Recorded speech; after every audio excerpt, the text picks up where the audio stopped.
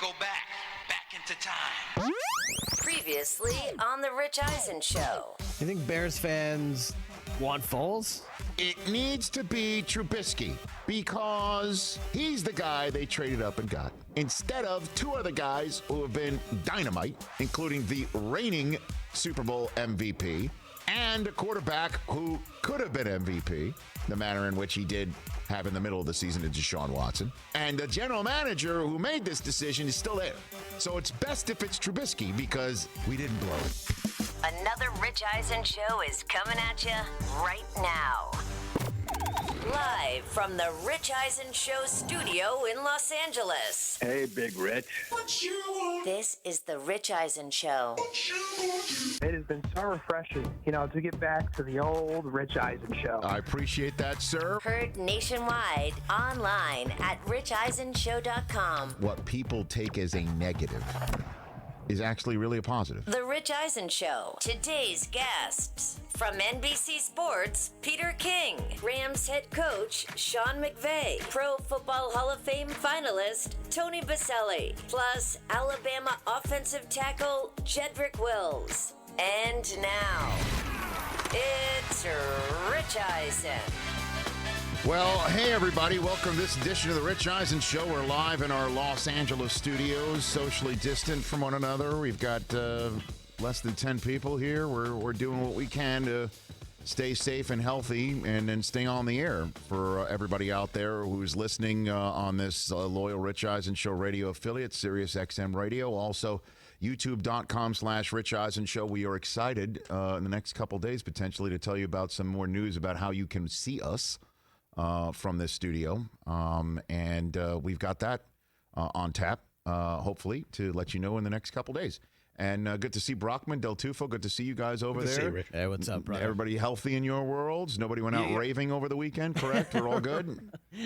Raving? Is that still a thing? No, I have no idea. Raves still happen. Different Is version. that right? Yeah, it's not the same. You're tapped into the rave scene. That's breaking news to Dialed start into the this. rave scene. Hey, does anybody know what the weather's like in Augusta, Georgia in November? I do. I looked it up.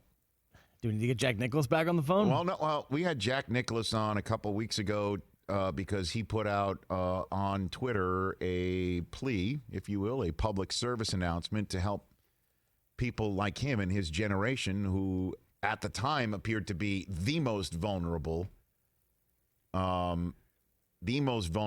age group to COVID-19. We have since learned, hey, this scourge knows no particular age group. And, everybody's, of all age groups I've heard have gotten it, and some have gotten it seriously. And a perfect example, Tony Baselli. Look up his age, Christopher Brockman. Pro Football Hall of Fame finalist year after year after year. 47. We saw him at the Super Bowl. He looked 37. I would think he could still play. It looked like he could still play. That guy almost got intubated. Almost needed to get intubated in ICU care from COVID-19. 1 week ago today is when he got out of the hospital. Top of hour number 3, he's going to join us to tell us his story.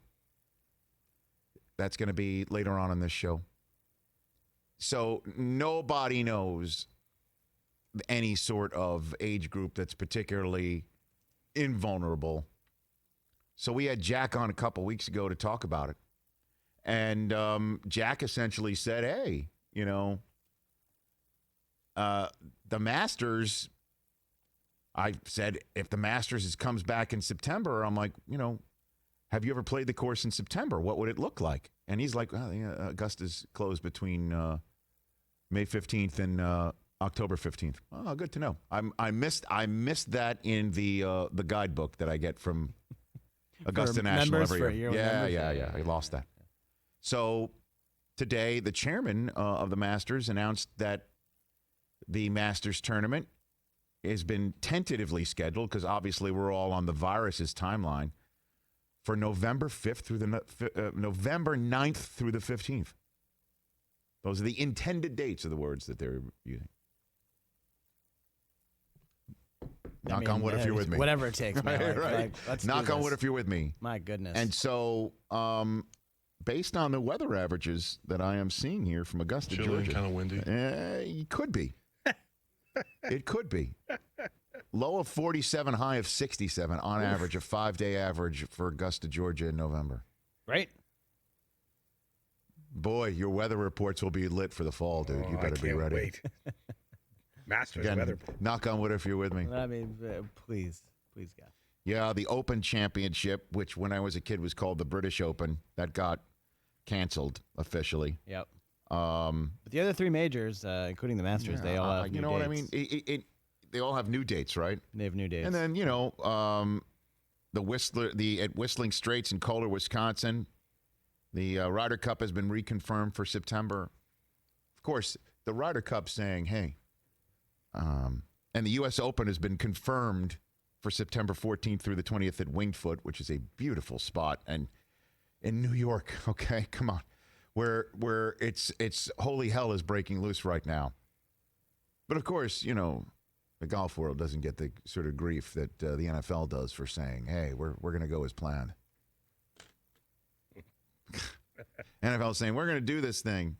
How dare you suggest that? Well, no, everybody's saying, hold hey, on. I mean- hey, let's all go to Winged Foot in September. Oh, that would be great. Wouldn't that be nice? You can That'd be play. nice. You can play a major championship without fans. A little different. Football with no fans. Well, football with no fans? Yeah. That might happen. What's the big deal? Wait a second. You wouldn't have a problem? What's being said is, I think you're just misrepresenting what's being said. Okay, how am I misrepresenting it? What's being said by people much more important than us is that full stadiums in September as planned. That is outrageous to even suggest that. Well, they're saying that that's the way that they're planning on it right now. They're not saying we're going to do it come hell or virus high water. Are they saying that? Okay, I mean Really? that's how it's coming off to me. Yeah. Well, guess what? If the virus says no, then the NFL will hear what the virus says, I hope so. regardless of whatever conversation is being had in Washington, D.C. The NFL is taking its cues from healthcare professionals right now. And that's part of the reason why I have Peter King on the show today. Peter King has, in his Football Morning in America column, got it all from the Colts, how they are virtually preparing for this draft. Online, Zoom meetings, all that stuff. It really is a fascinating read. There's a photograph of Andy Reid in his basement office. Wow. Okay? Where he's sitting in his basement office in front of a computer that looks like it got just set up in front of a door.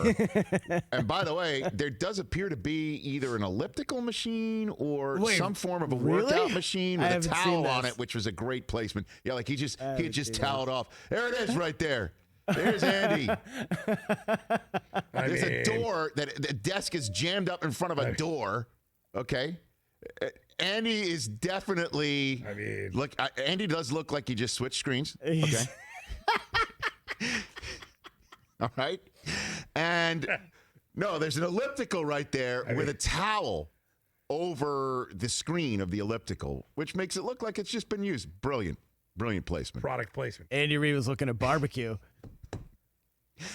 So Peter's going to be joining us shortly on this program to talk about not only that, but the NFL draft is going to go down on April 23rd. And he had a lot of stuff in his column about the broadcast. My name was mentioned in it, okay? And that the 23rd through the 25th, according to Peter, is going to be a single broadcast between my network, NFL Network, and ESPN together on both of our channels. And where I'm there with DJ, he mentioned those two names, and there's going to be some people from ESPN who are involved in it, and we're all going to be doing one big draft cast together. Here's what I can tell you, all right? Here's what I can tell you. Okay. I am preparing to host the draft and pin a microphone to my lapel or have one directly in front of me. I am preparing to do that from my home office where I did the Zoom shows 2 weeks ago. If anybody wants to take know what that looks like, just take a look at our shows from 2 weeks ago, youtube.com/Rich Eisen Show. I'm sitting in my home office. I don't know if that's the corner of the desk that they'll choose. They've got professionals who are going to come in. As I told them, whoever's coming in to do this thing better come in dressed like Walter White, ready to cook, all right? And set this whole thing up. And I'm going to have a home camera, and I'm planning on doing the draft. I don't know how many networks you'll see me on, because right now it is a fluid situation, to say the least. That it could change tomorrow, again, based on the virus, based on everything. Because according to Peter, it would be coming from the control room in Bristol, Connecticut, which I last strolled into 17 years ago. I proffer to say they probably upgraded things a little bit since I left there 17 years ago. Guessing. Right? Efforting. So this is what is being discussed right now, and trying to figure out how it works and hooking everything up together. It is a monumental task. And so many hardworking men and women that prepare for this draft. Which draft, there's so many different people who figure out the tapes. Is that what we call them still? EVS. All right. Playbacks. The playbacks of all of who gets drafted, and then Willie the and the boys videos in the and back. all of that stuff for us. Crazy. And Yep. ESPN's got legions of people who do this thing. And I will tell you this about how all of the production staffs are trying to probably make heads or tails of it all right now. And I say this with you hopefully knowing that what I'm saying does not even remotely compare to the degrees of difficulty of what's going on in the real world and the most important people who are trying to do the most important things in terms of saving lives. Please understand this. I say this just from the point of view of broadcasting a draft.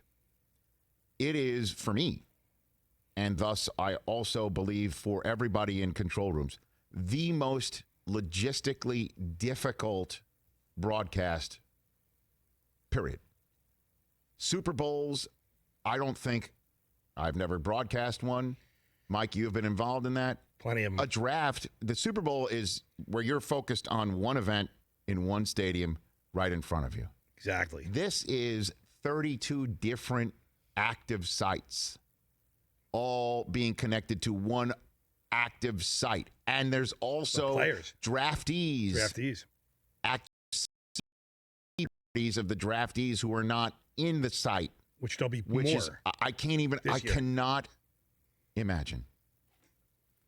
And also at the draft, there's one site, again, where the draft hall is, where all of the on-air broadcasters are sitting, and the commissioner is coming to a podium, and all the draftees who are at this event are in the green room. Now, take every single one of those people and put them in individual sites, a.k.a. their homes. I cannot imagine what everybody's going through right now to figure out how to do all of that, maybe together.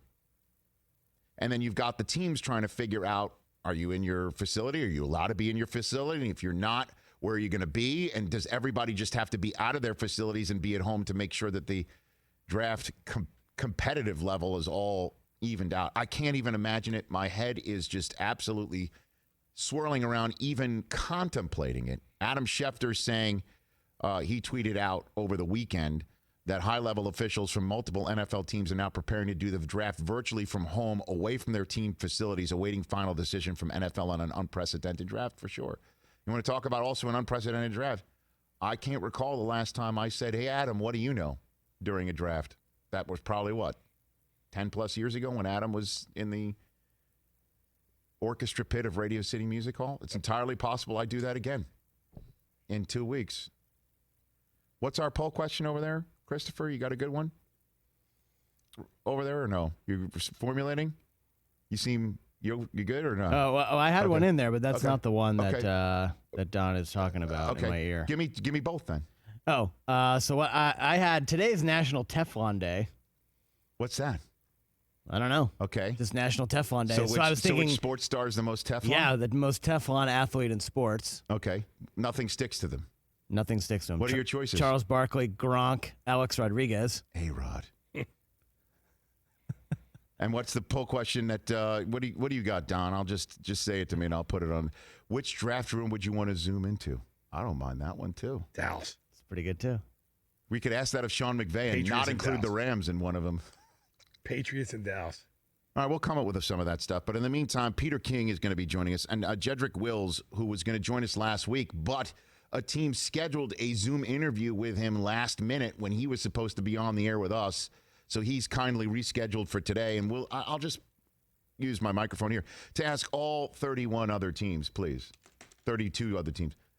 All right, I'm assuming the other team that just Zoom with Wills.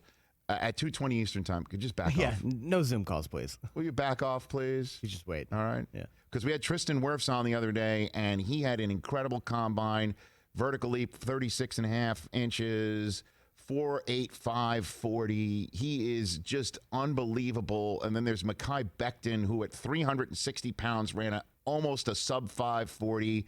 Those guys are truly unbelievable. And it's this kid, Jedrick Wills, who's supposed to be the number one offensive line prospect to come off the board. So many Giants fans would love to see him from Crimson Tide, Crimson, into Big Blue. We'll see about all of that. Your calls at 844-204-RICH, whether you're listening to us or watching us on our YouTube feed, youtube.com/Rich Eisen Show, where you should check us out. Hit that subscribe button.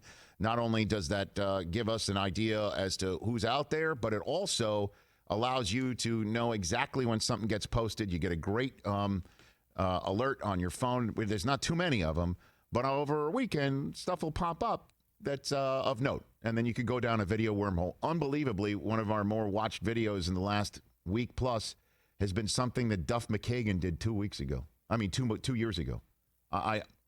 It's fascinating to me what people are out there searching and checking out on so YouTube. funny. Okay, so Peter King's going to be joining us when we come back here on the Rich Eisen Show about everything he knows about what everybody does kind of not know for sure about this draft. It's constantly changing. Sean McVay, Jedrick Wills, we got the top young offensive line prospect, and then the 47-year-old, thank goodness, convalescing from COVID-19, Tony Baselli. What a story he's going to tell you and all of us at the top of hour number 3. When we come back, it's Peter King of NBC Sports on the Rich Eisen Show.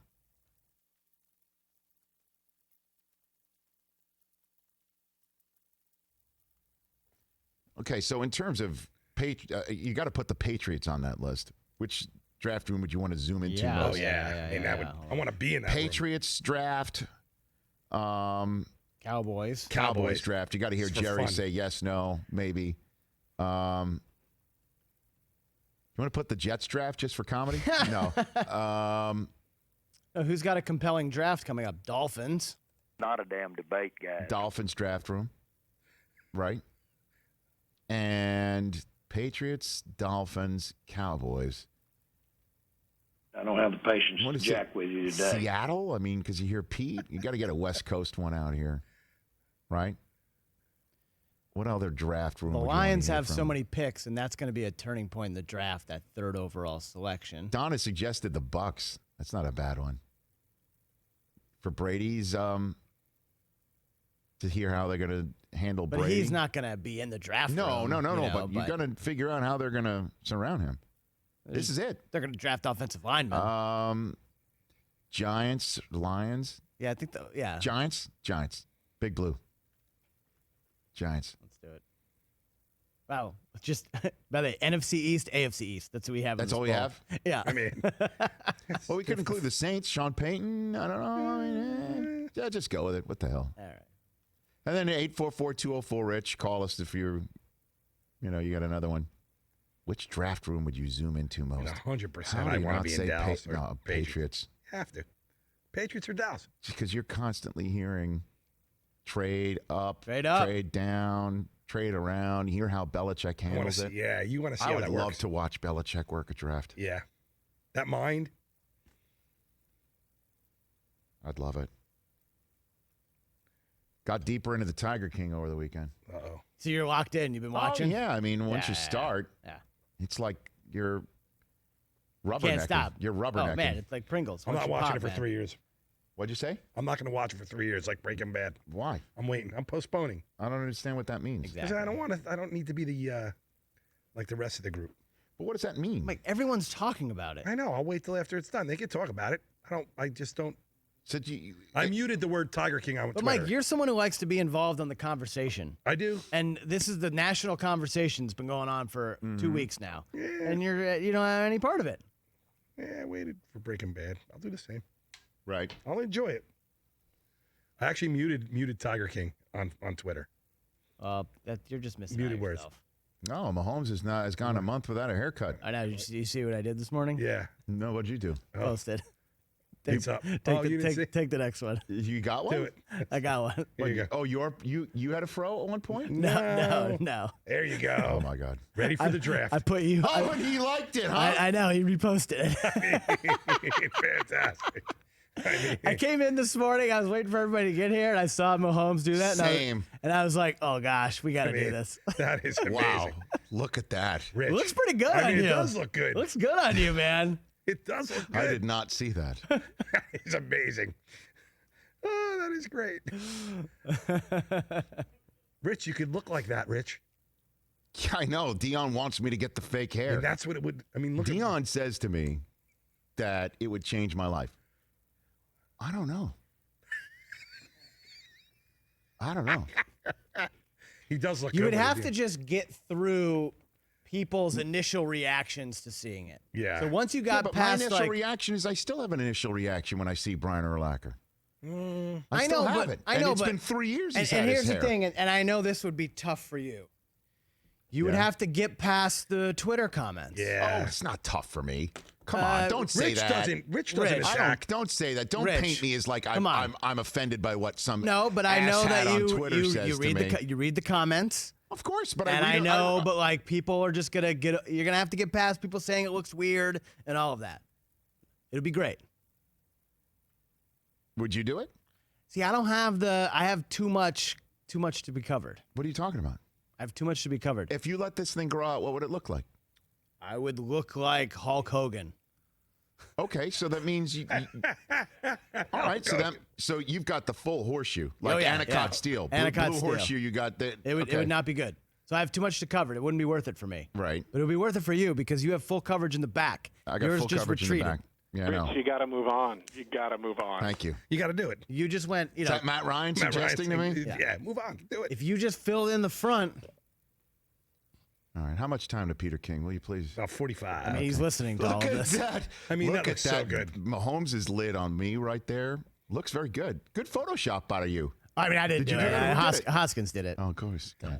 Okay. That's a professional job right there. That is a professional job. Where it looks like there's a little bit Ours of. would look hacky, broccoli. I just saw that. I was like, we got to do it. And Mahomes liked it. I mean, Very it's good. amazing. Okay.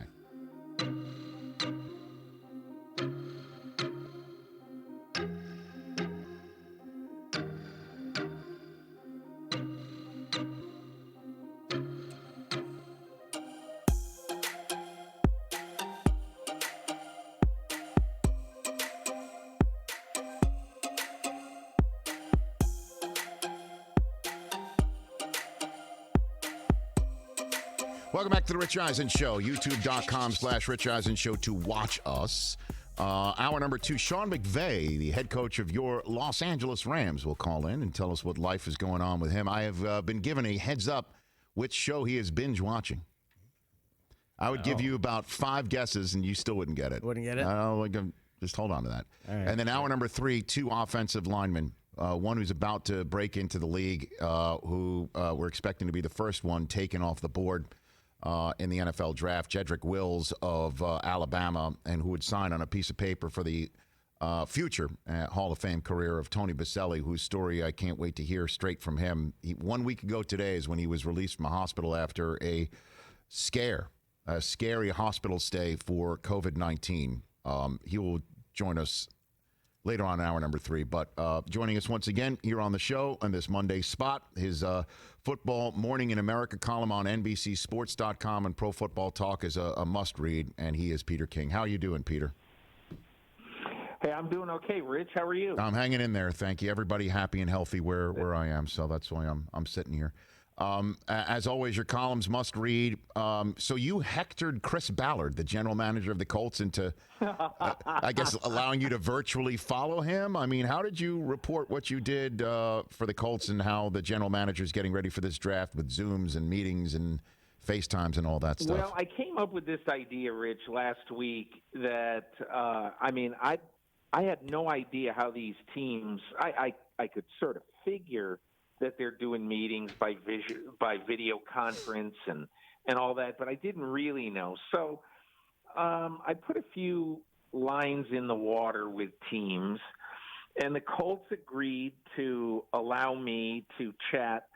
In the case of Frank Reich, it was actually by Zoom video conference, and in with others, it was simply by telephone, to sort of tell me what your week is like. Tell me what your day is like. Tell me, how are you doing your job now? So I got 6 people in the organization to tell me exactly where they're working from. One of their social media people, Amber Darrow, is working from her couch about 5 miles from the Colts complex. And their offensive quality control guy has decamped to his parents' house in northern Mississippi, where he had to make sure there was good Wi-Fi there in Corinth, Mississippi, before he went there. But in general, I just wanted to see exactly how teams were working, how they were able to continue doing their jobs. And Rich, I'll tell you one of the interesting things, at least to me.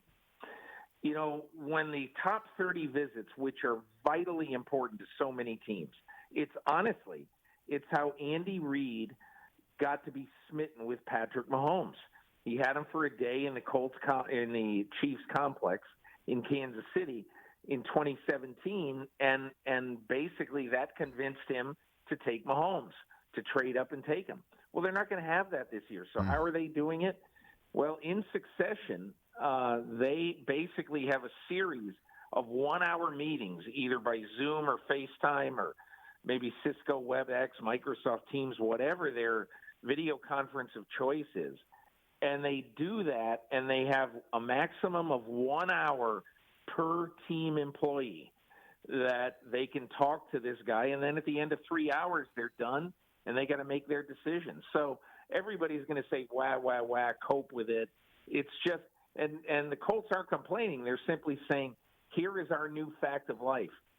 And, Rich, I just wonder, especially Tua Tagovailoa, think about it. How is a team going to be really comfortable with picking him when their doctors and they cannot get their hands on him to do a complete and thorough physical of that hip and those 2 ankles?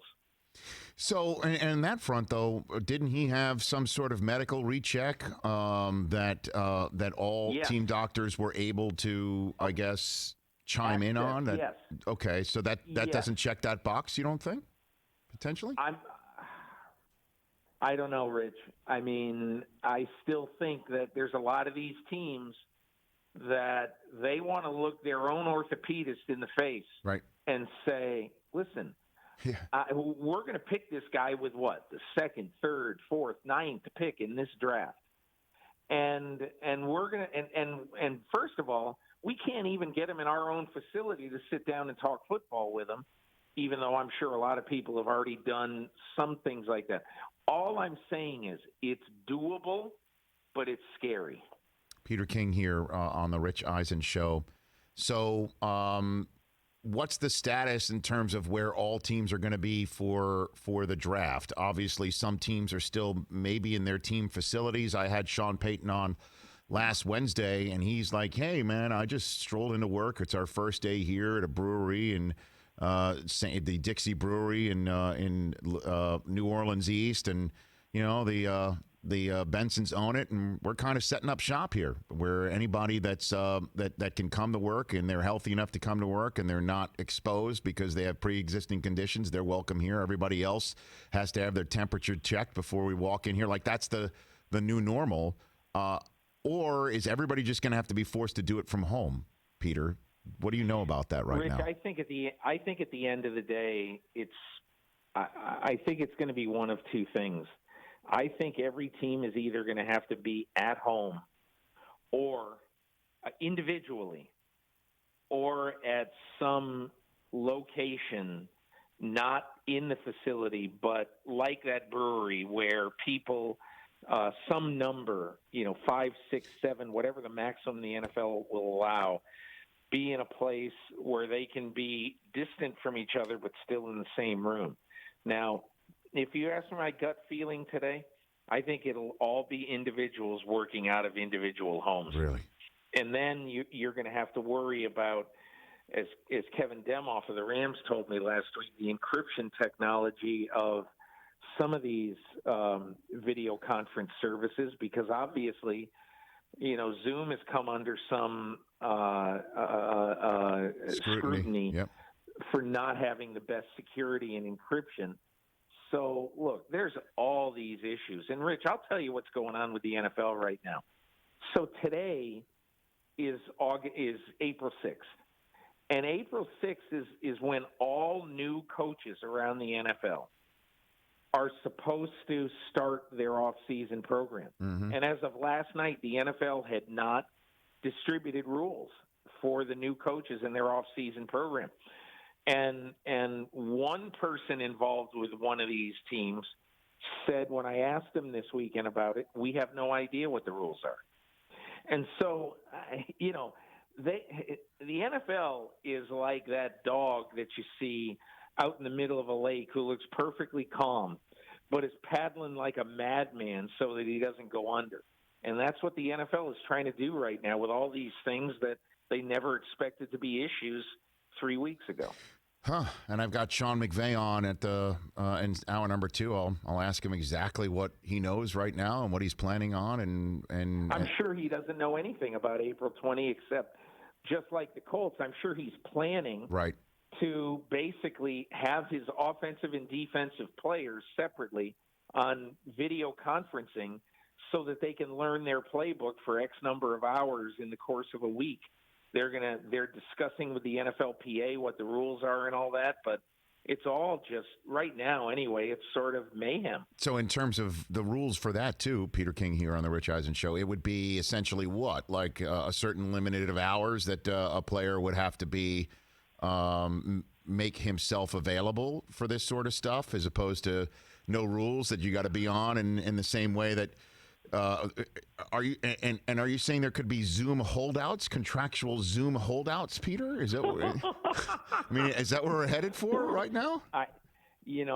Hey, Rich, if we are not allowed to get out of our houses and our apartments and our homes by the end of July, man, I'll tell you one thing. I don't think we're going to have an NFL season to worry about. That's all I can say. Well, I'm just saying, that to worry about. No, I'm just saying though, is that I haven't signed my tender, so I'm not zooming in. I'm holding out of the Zoom meetings. That's a really good question.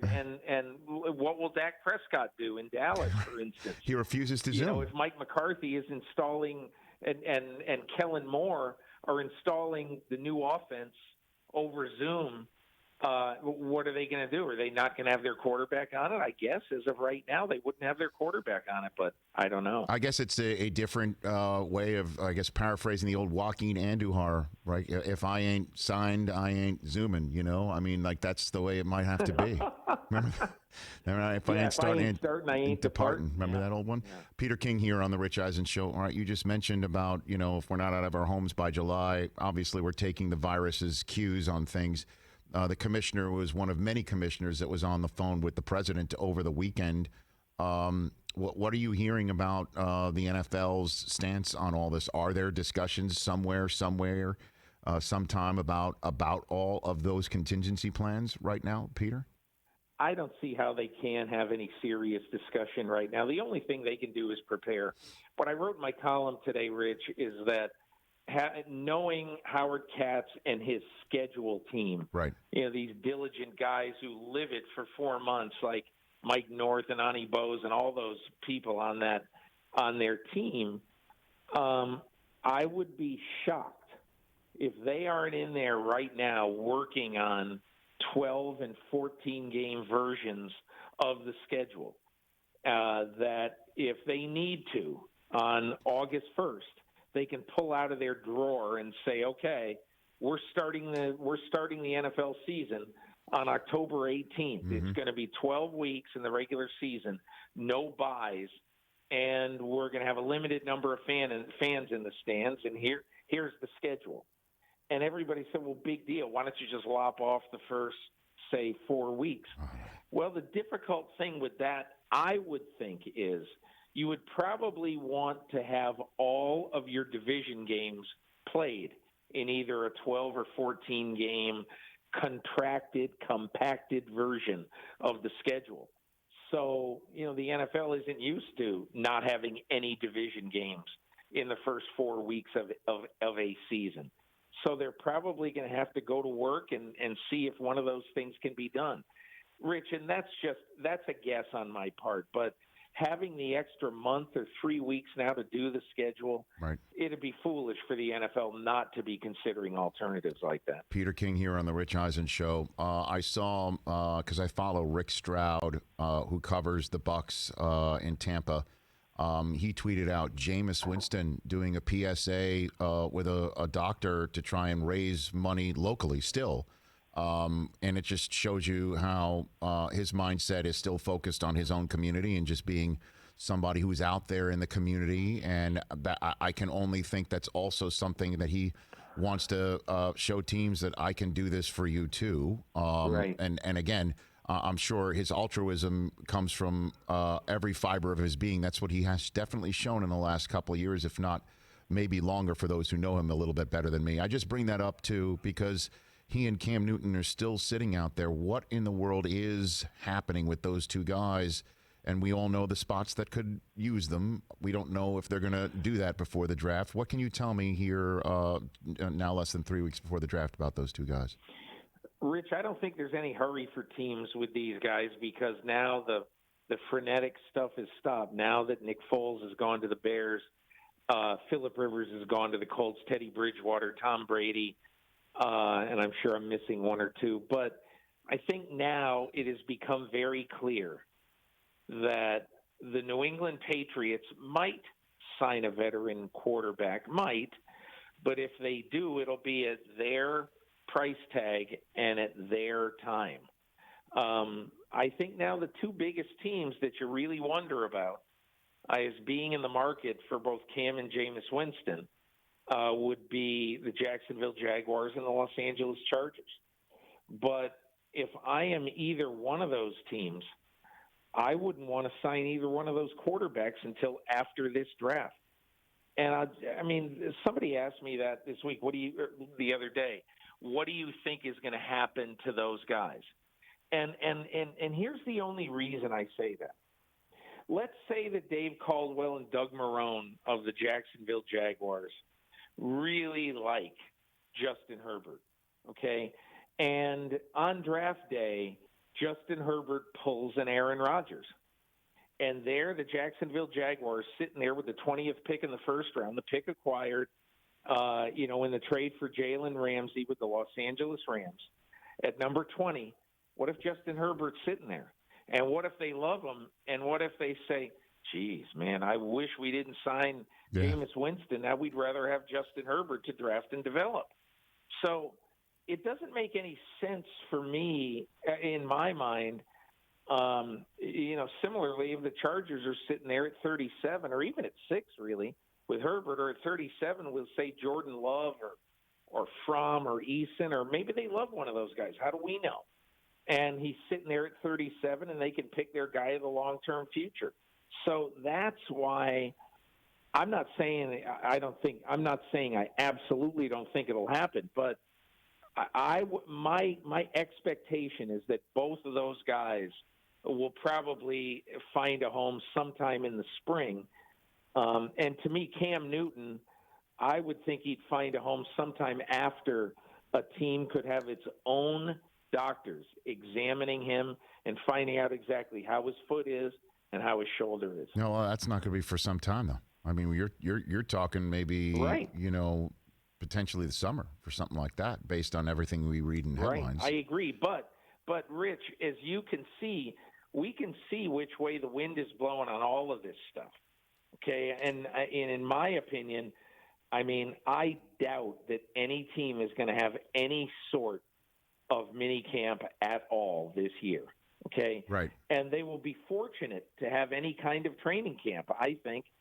And if all that is the case, and I mean, I just this is a tangible thing. It's not like they're being forced to make a decision tomorrow on Tua Tagovailoa.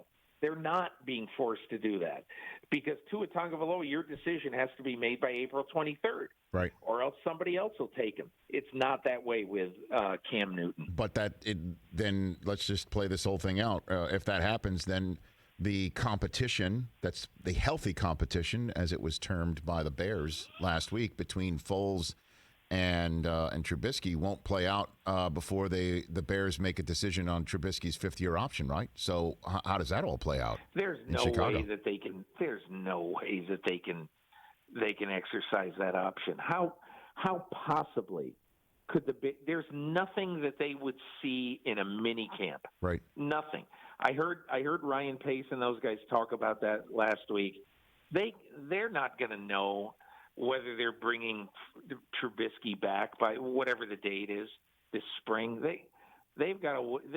They're not going to exercise that. I would be shocked. Well, is that the sort of is that the sort of stuff that is being discussed between the PA and the NFL right now about what the rules are in the like? Could they relax those rules? I don't know, Rich. I've done zero reporting on that, so I just don't know. Just don't know. All right, ask Peter the poll question before we let him hit the road. About the draft, Christopher. Go for it. Yeah, Peter. Which virtual draft room would you most want to peek inside? Cowboys, Patriots, Dolphins. We threw the Giants on there. Dolphins, without any question. 3 picks in the first round, very likely to get their long-term quarterback. And in my opinion, if Burrow is markedly above the other quarterbacks on their board, they should offer 4 ones to the Bengals to move up from 5 to 1. Say that. Did the phone didn't break up? I heard you, but say that again. 4 ones, like for Burrow. Is that really what you think? If I'm saying, if on the Dolphins draft board, Joe Burrow is number 1, and the other quarterbacks, whoever's number 2, Herbert, Tua, whoever it is. If there is a significant drop-off between 1 and 2 on their quarterback board, then I would trade 5, 18, 26, and one of their 2 first-round picks next year to the Bengals for Joe Burrow. Boy, I'd want to zoom into that draft room too. Wow, that is something else. Boy, that would literally blow. Maybe, hey, Rich. Yeah. Maybe that's why I'm not a general manager in the NFL. Hey, if I see a wedding photo of you and Ricky Williams on the cover of a magazine after all this, then I'll know that this was your idea. I'll know that. Oh man, I remember that. Remember that Ditka and Ricky Williams photograph on the cover of ESPN the magazine? Yeah. My gosh, Peter, you take care of yourself. Let's chat next week. Okay. Thanks again. Okay, Appreciate good. See you later, Rich. Bye. Lots to unpack there from Peter King. 844-204-RICH, number to dial. We will unpack a touch and also open up the phone lines when we come back here on the Rich Eisen Show.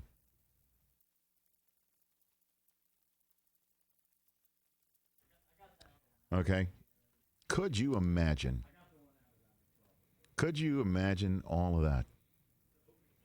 If all those ones get coughed up on draft night, if all those ones get coughed up, how that would work? Be a batty draft. I'll wait for the radio on to return. By the way, I'm scratching my head right now, but I was pulling an Orrin Hatch. I was going to grab the glasses off my head. Mea culpa. Just trying to get through everything. Literally. And I say this fully, I feel the need that I have to constantly front load my comments about I'm healthy, thank God, and I know that people on the front lines, The actress Nadia Dejani, who I've known for a very long time, tweeted out a video from her husband's firehouse. Did you see that? What I retweeted that? In New York City, they were standing outside. All her firehouse was it looked like the whole damn firehouse was across the street from a hospital.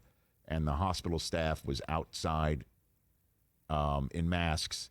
And the firefighters were all, honking their horns and playing their sirens as a thank you to the healthcare operators that were in the hospital. It's very moving stuff. It's just something straight out of a movie that I wish was a movie, but it's real life in New York City.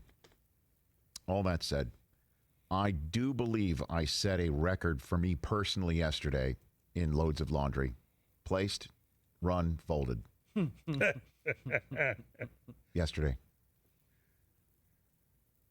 I set a record. How much laundry are you doing at home right now, bro?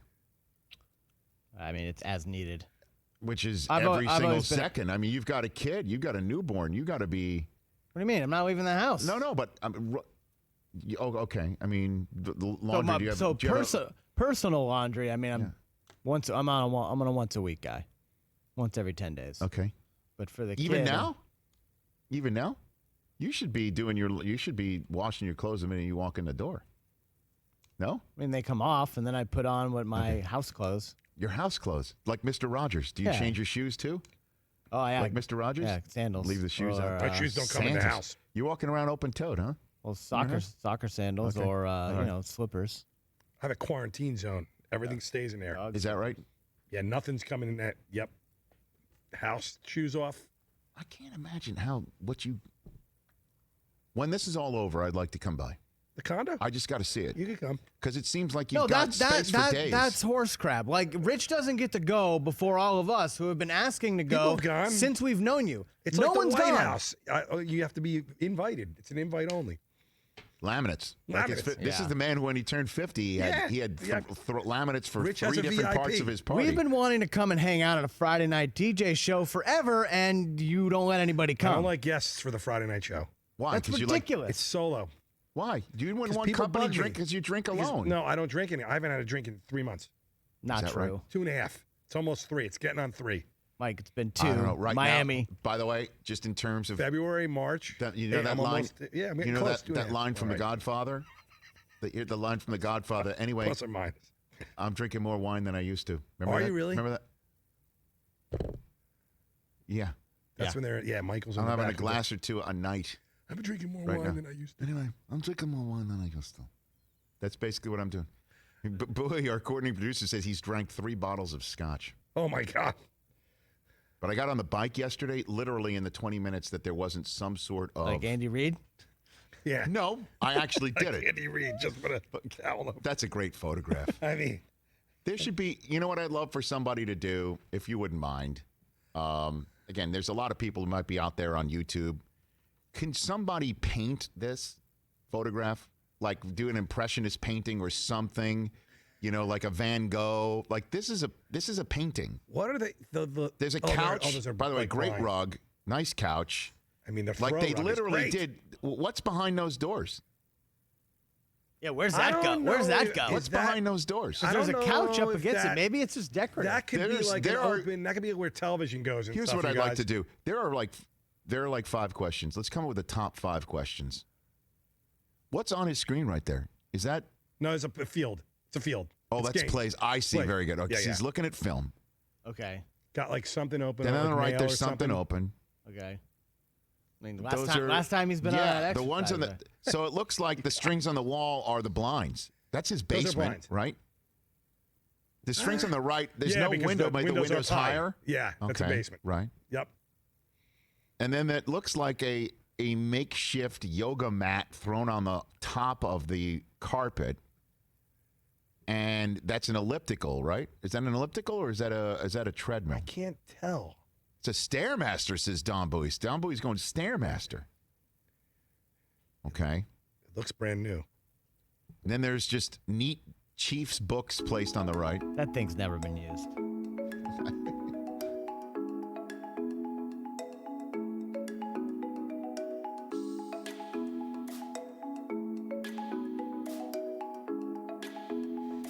Welcome back to the Rich Eisen Show.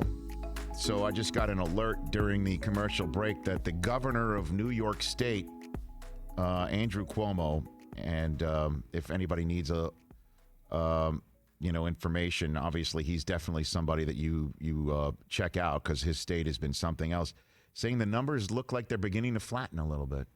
Wouldn't that be amazing?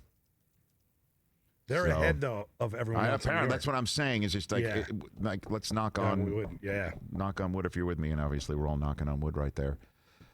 And so, again, like many of the decision makers are sitting in New York and they're seeing everything that's going around, and everybody that I know from New York City is telling me what a ghost town it is and how scary and freaky it is, and obviously that's the way things might be going in our future as well. And wondering if the draft should go down. You're hearing about all of the logistics of this, right? You just heard Peter King about the logistics from the drafters side of things. Later on with Jedrick Wills in hour number 3, you'll hear things on the draftee side of things. Crazy. And I told you about the draft television side of things, best I know right now, and it is fluid. I mean, to call it fluid is an insult to the Pacific and Atlantic Oceans. Okay? So, we don't know. But it's not insurmountable. It is doable. And if this all does, knock on wood if you're with me, get pulled off, and what Peter King just mentioned as a possibility, or what he would do, that if they are in their evaluation, seeing that Burrow is that much more ahead of Tua or Herbert or anybody else, they are that much ahead. And Burrow is that guy. They do believe he is the next Tom Brady. They have that feeling to their core and their bones. They have the draft capital to move up and go get him. Or do you hold that powder to maybe go up next year? They don't have the same number of firsts, but they do have 2 next year, and then obviously the 1 year after that to go get Trevor Lawrence. Or do they love Tua that much? But could you imagine if what Peter King just posited, go use all of your first rounders this year and throw one in next year and go get Joe Burrow? Would the virtual lid of this draft be totally blown off into the stratosphere? The answer is yes. And the whole country would just go absolutely nuts. That is bananas. To use the history of the world phrase, NVTS, nuts. People go crazy, nuts. It would be one of the most remarkable draft moments in the history of the draft. And the interest in the draft, I would proffer to say, would be so huge. And the audience would be so huge. The reaction would be so huge. It would erase the conversation of, should we be doing this? And that's why I think the NFL is pushing ahead to do it. You never know. It's possible. Man, that would just be off the charts. And then Peter points out the right thing. Why aren't the Jaguars jumping on one of these veteran quarterbacks right now? Why aren't the Patriots? Why aren't the Chargers? Because you don't know how the draft's going to go. What if Herbert drops to the Patriots or close enough for the Patriots to go get him? Right? What if? Why not? Right? What if the Patriots like Herbert, right? And he's available at 19, and the Patriots know, I don't have the draft list in front of me. Who's 19? And the Patriots know that the Jaguars are sitting there at 20 with the Rams' first-round choice that they selected from Jacksonville. And sitting there 19th overall on the clock is who? Do we have the draft list open right there? Las Vegas. Okay. The Raiders. Or you think maybe the Raiders might snag him. Then who's at 18? Miami. Oh, my gosh. Who's at 17? Dallas. Oh, man. Thus, the poll question. Settle down just a little bit. Right? The phone rings out. Like Herbert's sitting there at 17. Everybody knows the Miami Dolphins, who maybe if they haven't chosen a quarterback, or the Raiders are sitting there at 19. Jaguars sitting there 2017 could be suddenly a nice hot button spot, but I think the Dolphins will already chosen somebody. I'm telling you, this intrigue, we're going to be all over it. Sean McVay of the Rams and your phone calls at 844-204-RICH, hour number 2 right here on The Rich Eisen Show, youtube.com/Rich Eisen Show.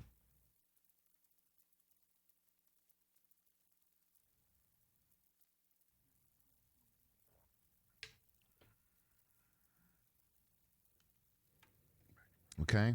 So, Don, I have not heard this. The Rams logo, as you know, the new Rams logo was... it's fine.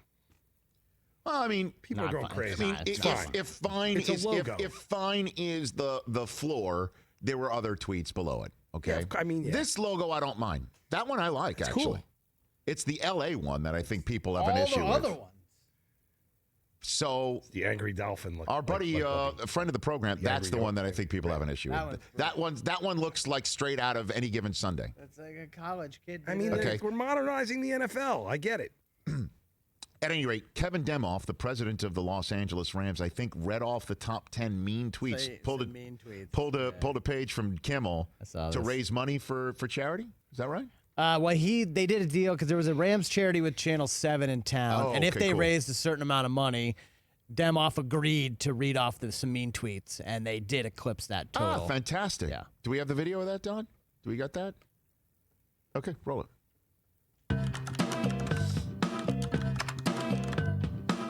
There's a Rams logo debate. What is it between? Trash and hot garbage. If you're low on toilet paper, don't worry. You can now get it on NFL Shop. #Rams. It's a little bit more expensive than regular toilet paper. The new LA logo definitely appeals to the younger generation, since it looks like an effing Tide Pod. Rams fans, 2020 can't get any worse. Rams, hold my beer. At least make sure it's a Corona or a Bud Light. The new LA Rams logo is the major way of social distance. Don't need you to read them. They're pretty much everywhere you look. One's a little existential for me. Shit.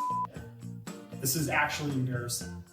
Looks like some freshman college student in graphic design 101 made it in about 6 minutes. Kevin Demoff is such a douche canoe with a pack. I didn't know canoes were termed in that way. I didn't either. I know Kevin. I mean, if we are going to go in that direction, he's more of a yacht. He's high class. All right, everybody. Sean McVay is going to be joining us in hour number 2. Tony Baselli, who I was texting with over the weekend. I mean, his story, Chris, is going to blow you away. And it has got, thank goodness, the ending where he's able to call into the Rich Eisen Show a week after leaving the hospital. And Jedrick Wills, who is apparently quite the card. You know what I'd like to do, Don? I'll just use this moment to help prepare. Do me a favor and grab Will's Twitter handle avatar, his photograph. There's got to be a story behind it. Okay? Do me that favor, because I want to ask him. It looks like his mouth is full with something. Do you see it, Chris? Yeah, I see it. Yeah, there's a story. There's got to be a story behind it. I want to know. All right, hour number 2, 844-204-RICH. If you're in our wormhole, any of the 454s, we want to hear from you. Our call screener, Adam's waiting for your calls.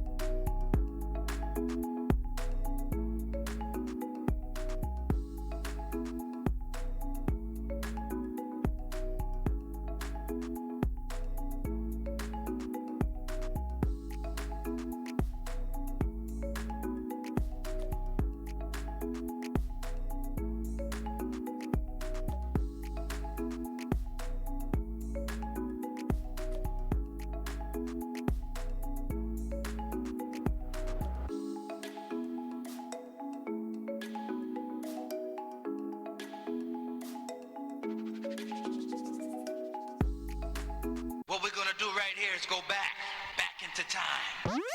Previously on the Rich Eisen Show. You think Bears fans want Foles? It needs to be Trubisky because he's the guy they traded up and got. Instead of two other guys who have been dynamite, including the reigning Super Bowl MVP and a quarterback who could have been MVP, the manner in which he did have in the middle of the season to Deshaun Watson. And the general manager who made this decision is still there. So it's best if it's Trubisky because we didn't blow it. Another Rich Eisen Show is coming at you right now. Live from the Rich Eisen Show studio in Los Angeles. Hey, Big Rich. This is the Rich Eisen Show. It has been so refreshing, to get back to the old Rich Eisen Show. I appreciate that, sir. Heard nationwide, online at richeisenshow.com. What people take as a negative is actually really a positive. The Rich Eisen Show. Earlier on the show, from NBC Sports, Peter King. Still to come, Rams head coach Sean McVay. Pro Football Hall of Fame finalist Tony Baselli. Plus, Alabama offensive tackle Jedrick Wills. And now, it's Rich Eisen. All right, hour number 2 of the Rich Eisen Show on the air. I have my glasses on and I'm taking them off. That's for the radio audience that might be listening to us in this Rich Eisen Show radio affiliate world. And then Sirius XM Radio and watching us youtube.com/Rich Eisen Show. Peter King joined us in hour number 1 to tell us what he knows about the draft and how it's about to be pulled off. And the question is when will we have solid answers? There's a lot going on in the TV world, obviously in the draftee world, in the drafters world. In terms of the draftee world, Jedrick Wills, the top, supposedly, lineman on the board in this upcoming draft from Alabama football, he will join us. And just in terms of the world of the draftees, we were supposed to have this young man on last week, and we got a call about an hour before saying, hey, a team wants to zoom in with him. We got to push back. Okay, that's the way things are working. I got it. I'm offended by it personally, but other than that, I understand. I mean, we got to find out what team. Please. Right? Could be the Rams. Never know. Sean McVay will be joining us in the middle of this hour. Could be. Now, I have some information as to the show. Sean McVay has been binge watching when not preparing for the draft. Save it. Well, I mean, with him, I'm not going to. Yeah, don't reveal it now. I'm not going to reveal it now. Oh, yeah. Can we try to guess? Will we guess? Hold on a minute. I want to make sure because I'm not watching it. I've heard nothing. I've heard all these sorts of things about it. It is a Netflix show. Okay, Netflix. Okay. It is not the Tiger King. Not the Tiger which King. Susie and I are on episode 5. Okay, so you are into it. We're into it. You are in. I would take considerable time here to discuss it. Can we please? I'm concerned about being sued. This is the most litigious group of people I've ever seen. I mean, everybody is suing each other and vindictively suing each other. Not just suing each other, but vindictively suing each other. I'm going to ask you. Okay, I'll sue you too. Like parents' houses have been attacked by legal staffs. I mean, is it Better Call Saul situation? Dude, I'm seeing all this stuff, and Susie and I are looking at each other like, what? Let me just ask you the one question that everyone has, and I want your take. I don't want to answer No, I want your take. I want your take. Did Carol kill her husband? No, Don keeps saying spoiler alert. Like I feel like I'm the only one that hasn't seen any of this stuff. Don is on episode 3 right now, and Del Tufo. So I don't want to answer this question yet. Del Tufo. This is amazing. When something goes viral and everybody talks about it and everybody watches it, that's when you personally put it on ice for 3 years? I'm done. You put it on a 3-year, I'm not watching rule. Back off. I don't follow the people. I'm not the sheep.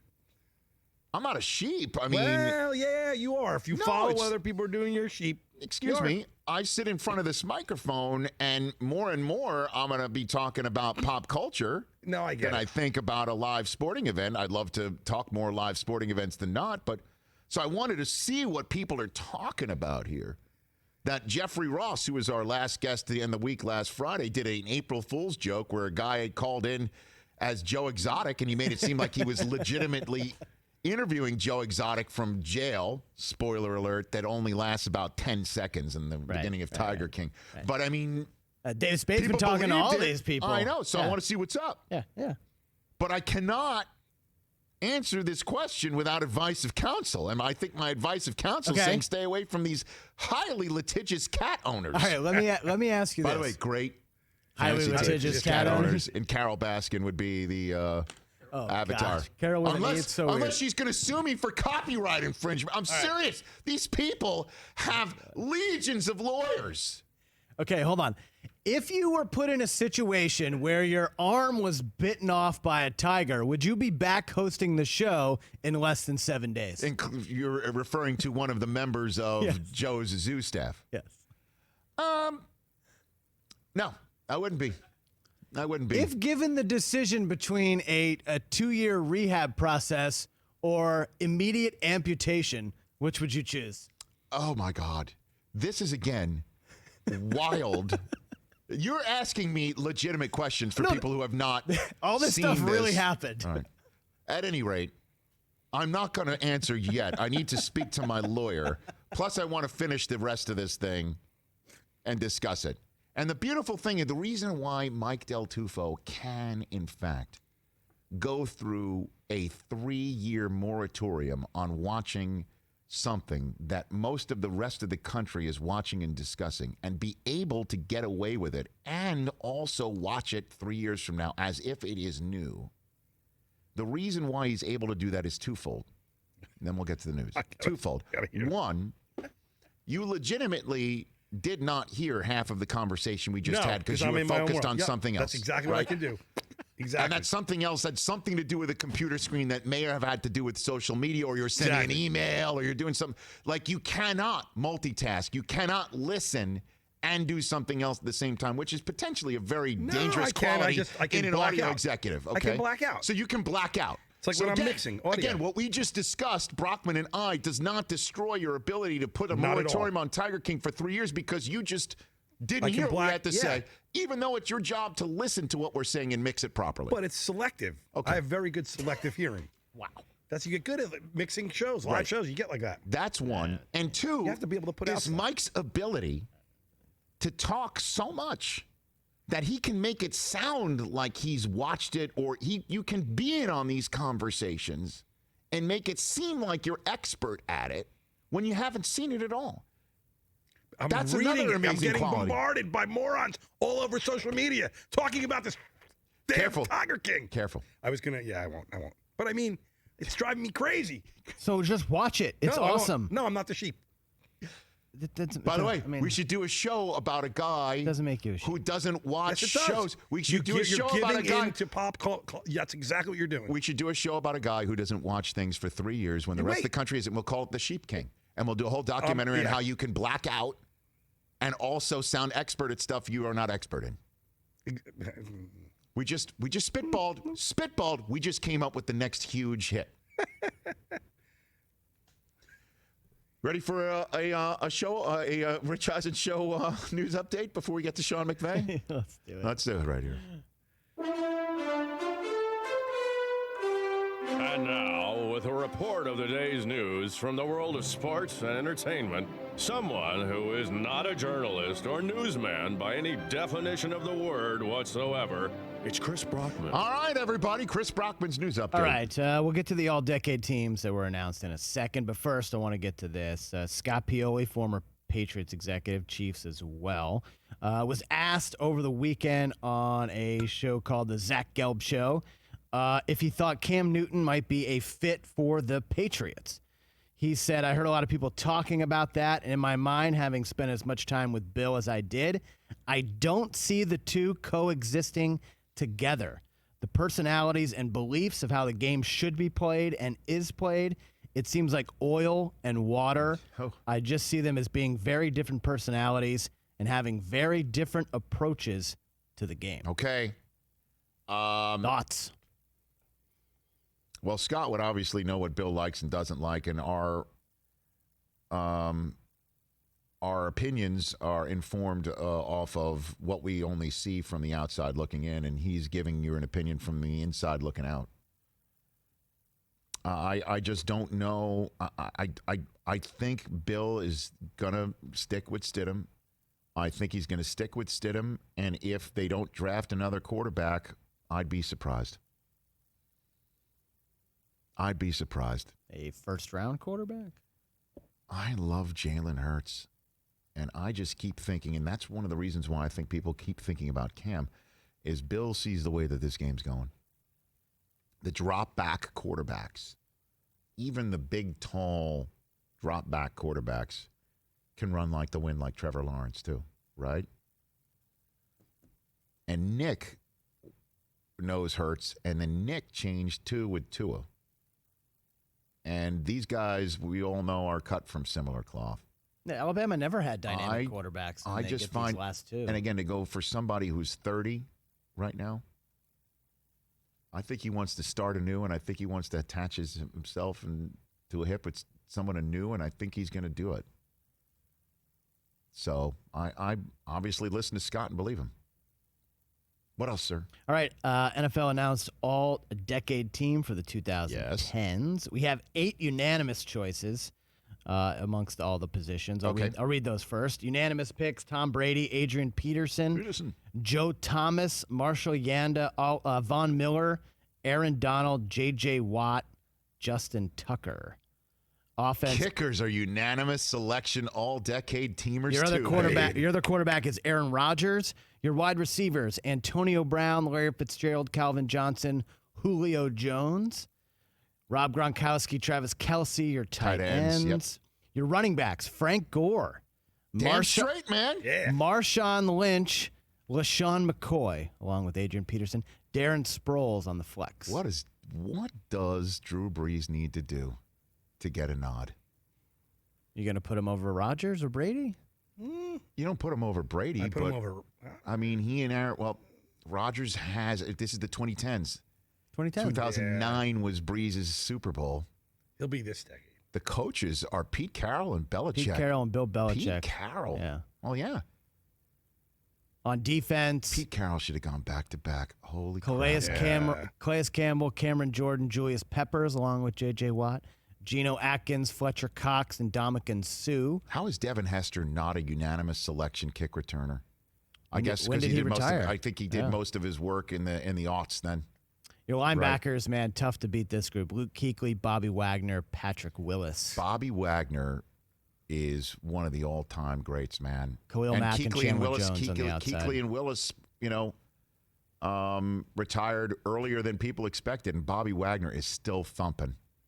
How about our buddy Weddle making it with Eric Berry and Earl Thomas at the safety position? Yeah, defensive backs, Patrick Peterson, Darrell Revis, and Richard Sherman. So maybe Patrick Peterson can mediate amongst the rest of the cornerback group. Yep. And, Nice. and by the way, Devin Hester is a kick returner along with Cordero Patterson. it is time for you to stop going higher register Gore. or whatever with Gore. It's time to stop. Yeah. You go Frank Gore. Yeah, man. First ballot. Frank Gore. Boom. He's not a first ballot Hall of Famer. Oh. I don't think so. Look, man, with all due respect to Frank Gore, Oh, dude, you cannot, with all due respect, Frank Gore. You are not allowed to, I'm with sorry. all due respect, Frank I Gore. missed that awesome 4-yard run he had once in 2012. Stop it. Stop Like, it. bro. Guy had 100 yards and a touchdown in that Super Bowl loss in the Superdome to the Ravens. Ray Lewis's last ride. Ed Reed in his hometown. 2 first ballot Hall of Fame surefire all-time great GOAT defenders in 2 different levels. And Frank Gore ran for 100 yards. I'd rather have 30 other running backs in the history than Frank Gore. Oh, my word. And if you admit it to yourself, you would too. No, I wouldn't. I will just rattle off names. Would you rather have Tony Dorsett or Frank come on Gore? now. What do you mean? This is the game. This is the game what? Like what? To compare one over the other? He is like the greatest compiler in running back history. Well, the fact that he can compile at that position is remarkable, and it's in and of itself. He's still the last 1,000-yard rusher the Colts had, unless Marlon Mack did it this year, and I don't know it off the top of my head. Your ability to not get injured doesn't make you a Hall of Famer. Your ability to not get injured while continuing to do it for people. He was in the playoffs this year. And the reason why the Bills made the playoffs is because of him. He's just not one of those guys that's going to thump his chest, be on the cover of Madden, at a position where you do sometimes see a chest thumper and Oh, he did go over 1,000, Marlon Mack. Before Mack, he was the last guy to do it. He's a Hall of Famer, and he is definitely an all-decade runner, and we got to stop going high register on him. I mean, Period. he's 3,000 yards behind Emmett. He's right do there. Do you have an argument with LaShawn McCoy being on this all-decade team? No. The guy scored more touchdowns than anybody in the decade. And I would take Gore over McCoy. There's no. Gore's going to the Hall of Fame over McCoy. This is a bit. This is a bit. This is not a bit. You're doing a bit right now. I'm not a You're bit. doing a bit This to is get not a me bit. fired up. It's not a bit. No one in their right It's not a mind bit. would take Frank Gore over LaShawn McCoy. I have a right mind, and I just did. You're crazy. I am not. I am, you know what I am? Knowledgeable, sage, and also the host of this show. At Rich Eisen Show right now. Oh, yeah, take it to the Twitterverse. Yeah, go for it. Do it. Fine. I'll hit it with a retweet. Who would you take from the all-decade team? Frank Gore or LaShawn McCoy? Which running back would you rather have? LaShawn McCoy or Frank Gore? Thank you. Insanity. Thank you. How many Super Bowls did LaShawn McCoy play in that decade? Great. Okay, right. Sean McVay is going to join us here on the Rich Eisen Show. We won't drag him in on this. There's lots to talk about with the head coach of the Los Angeles Rams. That's next here on the Rich Eisen Show.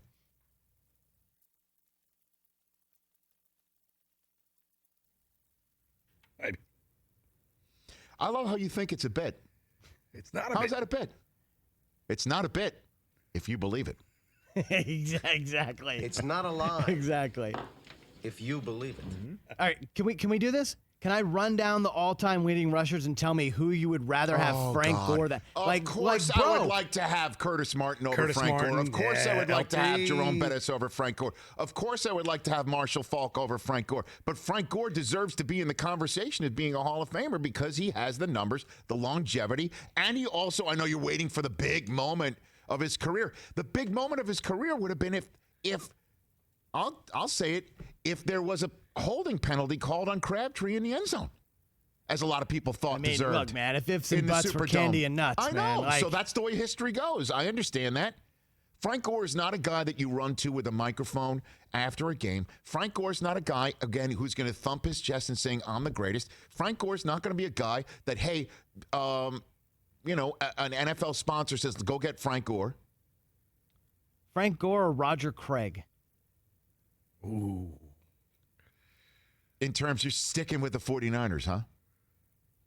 I mean, Frank Gore or Jamal Charles? Guess who we're going to have tomorrow? I'm going to Terrell call him right now. Davis. I'm going to call him right now. There's one person to ask this question to. Who's the one person that's going to ask this question to? Who's the one person we ask this question to and we take his word for it? Marshall Faulk. Damn Skippy. 100%. Yep. Damn Skippy. So you handle your business over there in the next 30 seconds so I can text 28 right now and say, I want you my first guest tomorrow's show to discuss this. But hold on. What are we actually discussing? Who you would take. Where Frank Gore stands in the Pantheon, who you would take, and who would know better about what Frank does and how he does it and what it means to a team and whether he does deserve this sort of conversation. Who has the ability to walk it and talk it, and who's the guy who's going to shoot you straight and not give you any sort of crap? Now, because you're setting me up to fail in front of one of my guys. What do you mean? I know you were his segment producer on Game Day Morning. So if you're being set up to fail, then that means I'm right. If Frank Gore or Franco Harris? I'm telling you, great. Excuse me. You played long enough to compile a bunch of numbers. Congratulations. You have no quintessential moment. You can tell the story of the league without you. It's just he wasn't on the greatest teams, though. Congratulations. You have a lot of yards. I mean, hold on. I'm gonna just give me a second. You got it. You got all the seconds. I gotta admit, though, when you look at the top 10, he's there and he's not. If group. Fred Taylor didn't get injured, he'd have just as many yards as Frank Gore. Go turn on your microphone. Yeah. Why do you keep talking off camera when there we go. You're up. Good Lord.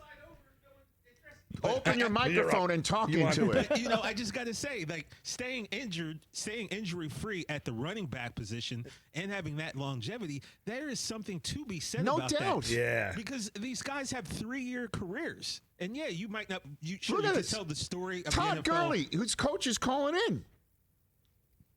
right? Who's former coach? His former coach is calling in. But you're just Todd Gurley is a perfect example of what you just said. I mean, you're like Kobe at the end. You're just compiling stats. When you should have retired Marshall Faulk years has ago. officially been invited to call into this show because I will be more than happy to accept his response. I'm not revealing any Yes, signs. but here's the deal. Like, you can't ask another running back. It's like trying to get a head coach to comment on another head coach. Excuse me. They're not going to say anything bad about the other person. No, but they can. Excuse me. Marshall Faulk is not going to come on this show and say the third all-time leading rusher isn't a Hall of Famer. So it's not really fair. We're not going to get like a real opinion. If you bake a cake and I bake it, that's why there's by the way, that's why they have, I don't know if you've seen the show, a real deal French dessert chef on Nailed It. Okay, he's one of the judges. So I'm an amateur baking a cake. You're an amateur baking a cake. Let's get a real French dude who knows how to bake cakes to talk about who nailed it or not. This all has to be done anonymously. You can't attach a name to this stuff. It all has to be done anonymously. Can I bring something up? We once had 99 sitting in here in the chair, Warren Sapp, as we know, and we asked him about Frank Gore, and he basically said that you were wrong. And then, Sapp is but a you that's a guy. Miami thing. Like, I'm also saying, come Sapp on, people. didn't give you the name, well, not the name. He alluded to another running back that he didn't believe should have been in there. So you can't say guys won't call anybody out. But it's anonymous, and we didn't name names. Hold on a second. Well, how much time do we back? Oh, you're playing the music. Come back. Come back. He essentially named the name. Just saying.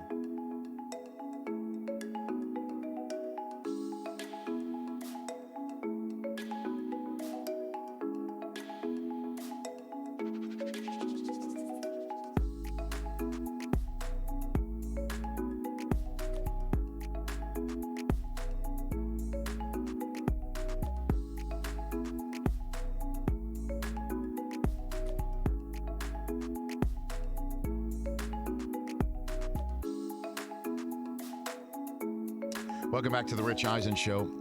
Marshall Faulk has been booked as our first guest on tomorrow's show to discuss this conversation about running backs. Great. No sign reveals. Marshall Faulk, Pro Football Hall of Famer, all-time great, friend of the program, and fantastic Ram as well, which leads me into my next guest. He is the head coach of the Los Angeles Rams. He is Sean McVay, back on the show. How are you, Coach?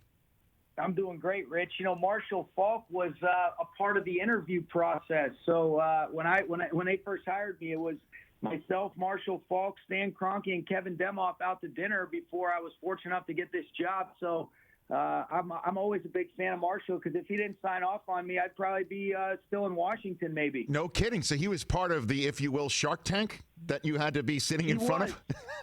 That's exactly right. He you know, it shows you just the impact and the appreciation that our organization and Mr. Kroenke has for a player of his magnitude, because he's so observant, he's so well thought out. The production speaks for itself, but I think one of the concerns was, you know, how do you hire a guy that's 30 years old to be a head coach and really being able to get his perspective? And fortunately, when we went to the bathroom, I said, hey, I'll split my salary with you if you just sign off on this. That was what went down in the men's room, huh? That's where you did that. Hey, that's fantastic. Oh my gosh. So now, I mean, now you're a wizened, what, 33-year-old coach right now? 34 going on 74, Rich. You've aged, that's NFL years, right? You've aged 40 years in NFL years. I mean, that's right. That is amazing, too, because, you know, I sit here and I think about it. We have discussed it a lot with the Brady signing in Tampa, that 20 years between and how we're like, hey, Brady might have and Belichick might have just not gotten along anymore. I mean, there's so much of that conversation. 20 years of being together is significant. I mean, that would mean that you and Goff would have to be together for, what, another 17 years to match that. That's right? I mean, it really is. I mean, that's the epitome of the most productive quarterback-coach relationship that's occurred. I mean, it really is unprecedented for the level of consistency. I mean, that they've been able to achieve. I just you continue to come away impressed, and you can't help but just, you know, sit there and say, hey, touche.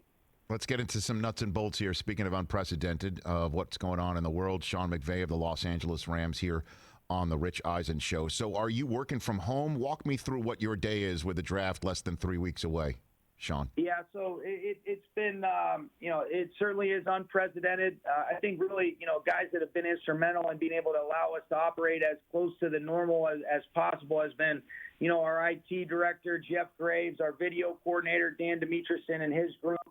I'm becoming an expert on these Zoom meetings or Microsoft Teams meetings, but typically what I'm doing is you get up, you kind of, get a little workout in, and then you immediately dive into either meetings with the coaches to kind of stay on track with your installs, or you're having draft meetings, which we've kind of started up this week. And, you just kind of just chip away and try to stay busy, try to create a rhythm and a routine. And, that's really what every day entails now, just based on how we're forced to operate. And what about today would have been the day, obviously, if the world was normal, that your off-season workout program would have opened up. What do you know about the rules right now about when you can figure out what that looks like virtually, Coach? Yeah, we're kind of waiting to find that out, Rich. Like the new staffs, like you mentioned, they would have had the opportunity to start up today. And I think we're waiting on clarity from the league just to see, all right, what level of interaction will they allow based on kind of the agreement between the league and the PA as far as trying to get these guys, their workout bonuses, but being able to follow the protocols to be a part of the solution with the coronavirus. So we're kind of waiting. I think all the staffs, and I've kind of talked to some guys around the league, you guys just set it up to where you're ready to have virtual meetings and figure out the best way to interact with your guys from afar. But we really haven't gotten exactly what that looks like, but I would imagine if we do end up agreeing on some level of communication, you'll be forced to use the resources that we've kind of been utilizing with our interaction amongst our coaching staff and personnel with these draft meetings. And I think it'll be something that we'll just take advantage of and adjust and adapt like you have to in these times. So technically, are you able football legally to have contact with Goff now and just go through stuff with him, or like what does that look like? Not right now. It's in that involuntary period. So right now we aren't able to do that quite yet, Rich. And really we actually are waiting on some clarity as the league is working through figuring out the specific ramifications on, all right, where are we going to exactly have the draft? What are all 32 teams going to do? So we can operate on a fair playing field, but also be mindful of all the things that are going on that are a lot bigger than football in our world. Yes. And then I think the next kind of thing to check off or to try to be able to address is what are we going to allow specific to the offseason program, given the fact that, like you mentioned, those new coaching staffs would have opened up their offseason programs today or had the ability to do so. Well, and Sean McVay here on the Rich Eisen Show, the governor of the state of California issued a shelter in place weeks ago, and the mayor of Los Angeles did the same right around the same time. So the Rams are not allowed to be in the Thousand Oaks facility right now. I mean, can you walk me through all of that, Coach? Yeah, that's exactly right. So we haven't been there. Like I said, we've been just working remotely. There's been some specific alterations that they've enabled based on guys that need that rehab if they were injured. But for the most part, our facilities are closed. We're following exactly what Governor Newsom and Mayor Garcetti have asked to be a part of the solution, and I think it's really important that we follow those things and demonstrate the urgency and the importance of staying in your home and trying to get that that curve on the downward trend like you hear everybody talk about day in and day out. Right, and Peter King was on in hour number one, Sean. He had a photograph of Andy Reid in his office, his home office, his basement office. Andy had what looked like a Stairmaster, an elliptical in there, and a desk shoved up against a door that we have no idea what's on the other side of it. What does yours look like, Sean? What does yours look like? I feel really, really lucky. I've got a good office in my house that's kind of set aside where it's kind of where I duck away and I'm able to access my film and do all the things. It's similar to Coach Reid's setup, but it's in an actual office. And I did see that picture that Peter had from last week. And even though I don't have as much swag as Big Red, I'll try to get a similar office. Well, do you think? Because it's interesting, Sean, that there was a towel placed on the workout machine as if it had just freshly been used. Do you think that that's staged? What do you think? What do you think, Coach? Let's get into it. He doesn't have to fake anything. If he had a towel on there, he was using that thing. I bet he was going to town, and now he was ready to watch some film. I think I saw some Chiefs film up there. He wasn't doing the draft stuff. Yeah, yeah, and there's no snacks there too. I mean, he's just locked in. He's literally locked in doing his work right there. Oh man, me too. Sean McVay here on the Rich Eisen Show. All right, let's get into some of the maneuvers that were made over the last couple of weeks. What happened with the Rams and Todd Gurley that you guys figured it was time to part ways, Coach? Yeah, I think, the first thing that you talk about, Rich, when I reflect back on it, and especially this time, because you have a little bit more time than usually is allocated to really go back, and with some of the new coaches we have, you're really diving into the last 3 years of film we've had. And, I think the first thing that I would say is, it's really just unbelievable what he's done over the 5 years that he was a Ram. I couldn't be more appreciative of our time together, and I do think that eventually we'll be able to look back and really be able to cherish a lot of the great memories that we've shared. He has been so important in the success we've had as a team, and I owe a lot of that to him, and I'm forever grateful for having worked with him. And sometimes, tough decisions have to be made. I think that he will do a very nice job with the Falcons, but, for us, the only way I can really put it, Rich, is these decisions are never easy, but more than anything, I think it's important to just represent the type of player, the person, and the appreciation for the time that we did have together. And, that's really kind of what I would want to emphasize, just because of what he's meant to me and what he's meant to us in the 3 years that we've spent together. And I mean, in terms of what he's meant, you want to talk about a player who's connected into the fan. He has that ability when he scores to get the fans out of their seats, maybe more so than anybody else. It's just something that was about him, or still is, electrifying. But I'm going to go there with you, and the there is something I've gone there with you before. Is this an injury thing? Is he the same player, Coach? I mean, it just seems to be a question that's always been lingering about Todd Gurley. Sean? Yeah, I would just say this. You said it right. When you look at the amount of touchdowns he's been able to score, you talk about the feel he has in the red zone. It is electric. It is dynamic. He's a superstar, and he's earned that status just based on the charisma, the production on the field. I think one of the things that I'll always appreciate, Rich, that says as much about him as anything is you talk about how guys handle some tough situations are different than what you would anticipate. I think one of the coolest reflections of Todd, I think about that NFC Championship and the way that he handled himself after that, where he's been, first-team All-Pro back. Things didn't go that way necessarily for him personally in that game, but when you hear how he speaks about his teammates and those kind of things, that's what's been right about the Rams the last couple of years, are guys that have been instrumental in the culture. And, there's a lot of things that go into tough decisions, Rich. And what I could say is I just wish him the best in Atlanta. I think they got a good football player. But we're also excited about seeing, is there an opportunity to maybe add somebody in the draft? We ended up taking Darrell Henderson in the third round last year that we think has a lot of upside. And when Malcolm Brown's gotten his opportunities, he's delivered in a big way, in the last few years. And I think adding Thomas Brown as our running back coach, I think this guy's a great football coach. He's had a history of really developing a lot of big-time backs at the collegiate level that have really transitioned into the pro game nicely, and I'm really excited about watching him lead that group, and we'll see if we end up adding one in the draft. Okay, so that is, you think, a position to potentially upgrade post-Gurley? I think there's a lot of guys with the depth of this draft. There's a lot of different directions that we could go.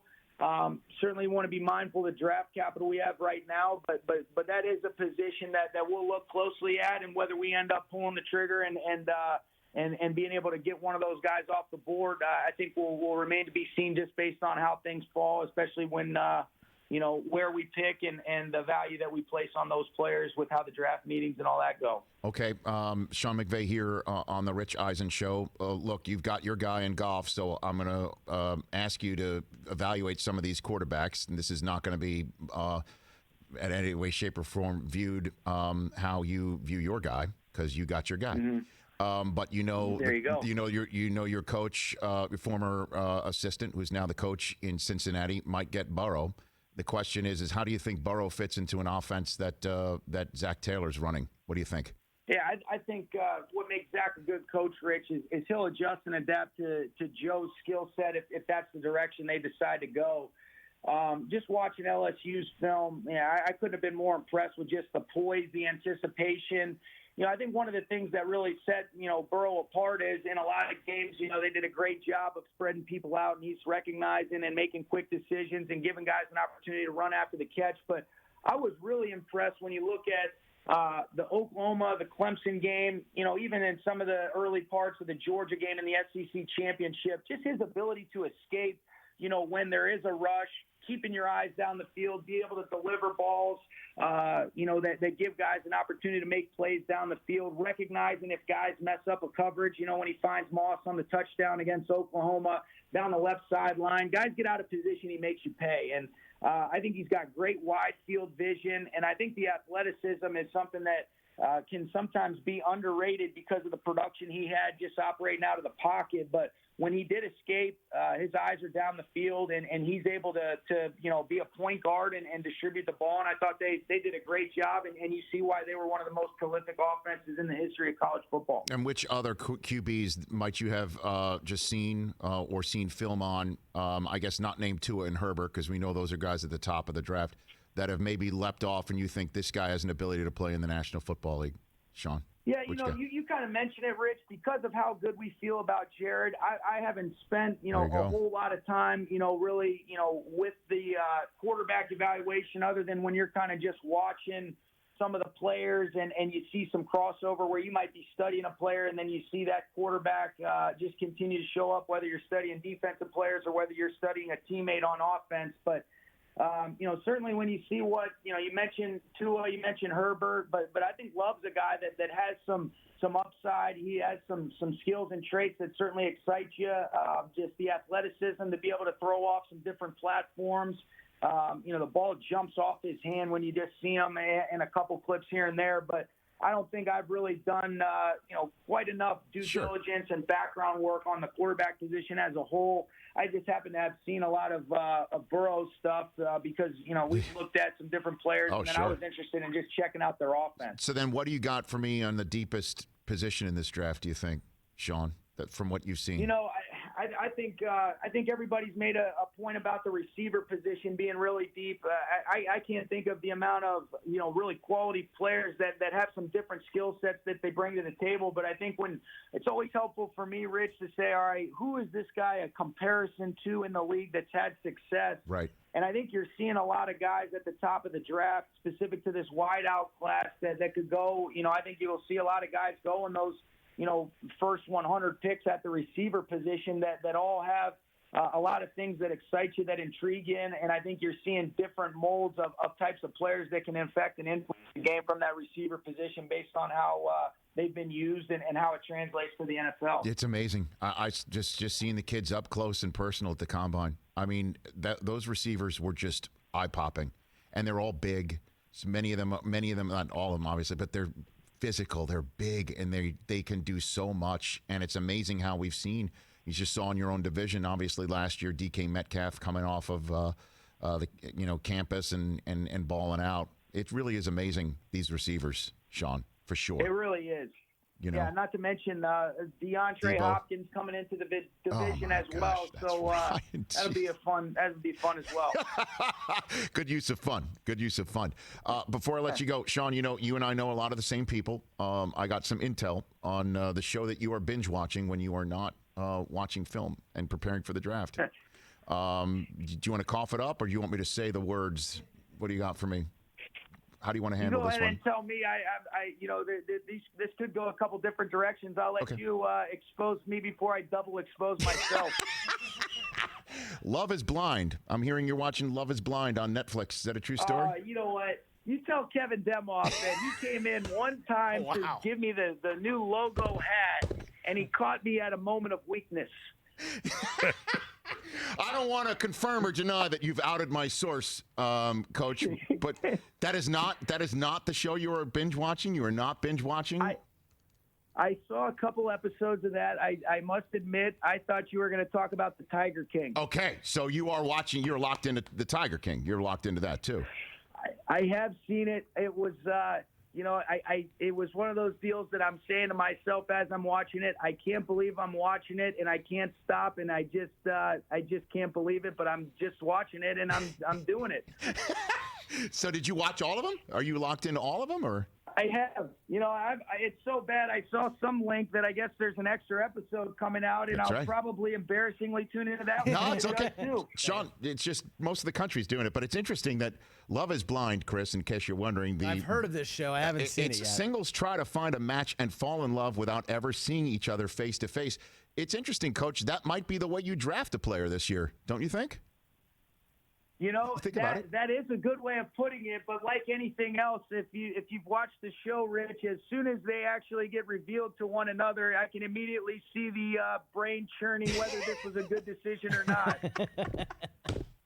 Well, I hope that isn't the case for your draft with you and Les Snead, that Love will be you know what? The good thing is what you do really rely on in this time, Rich, is the background that your scouts and personnel groups have done really over the last year, because their evaluation starts years in advance. They have a great way of vetting a lot of these players, and whether it be the Senior Bowl, the Combine, there's been a lot of interaction that we might not be exposed to with the pro days and some of the things that the coaches have, but that's where the trust comes in, and do feel really good about the work that those guys have done. Thanks for the time, Sean. You're the man. Really appreciate catching up with you like this, and let's do it again soon. Let's chat soon.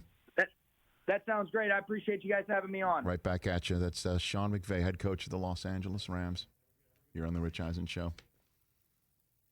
He may or may not have pegged my source directly on the head. I mean, quickly outed your source. We know a lot of the same people, but he just named the president of the Los Angeles Rams. It's funny. Who may or may not be getting a call from Sean McVay right now. I've heard that Love is Blind show is insane. Yeah, man. Yeah. Then you caught him in a moment of weakness, as he called it. That's funny. Fantastic. That guy, I love that guy, Sean McVay. All right, we're back with your phone calls, 844-204-RICH. A lot of people have been hanging on for a while. We'll take those calls before we take the calls of Tony Baselli and Jedrick Wills here on the Rich Eisen Show.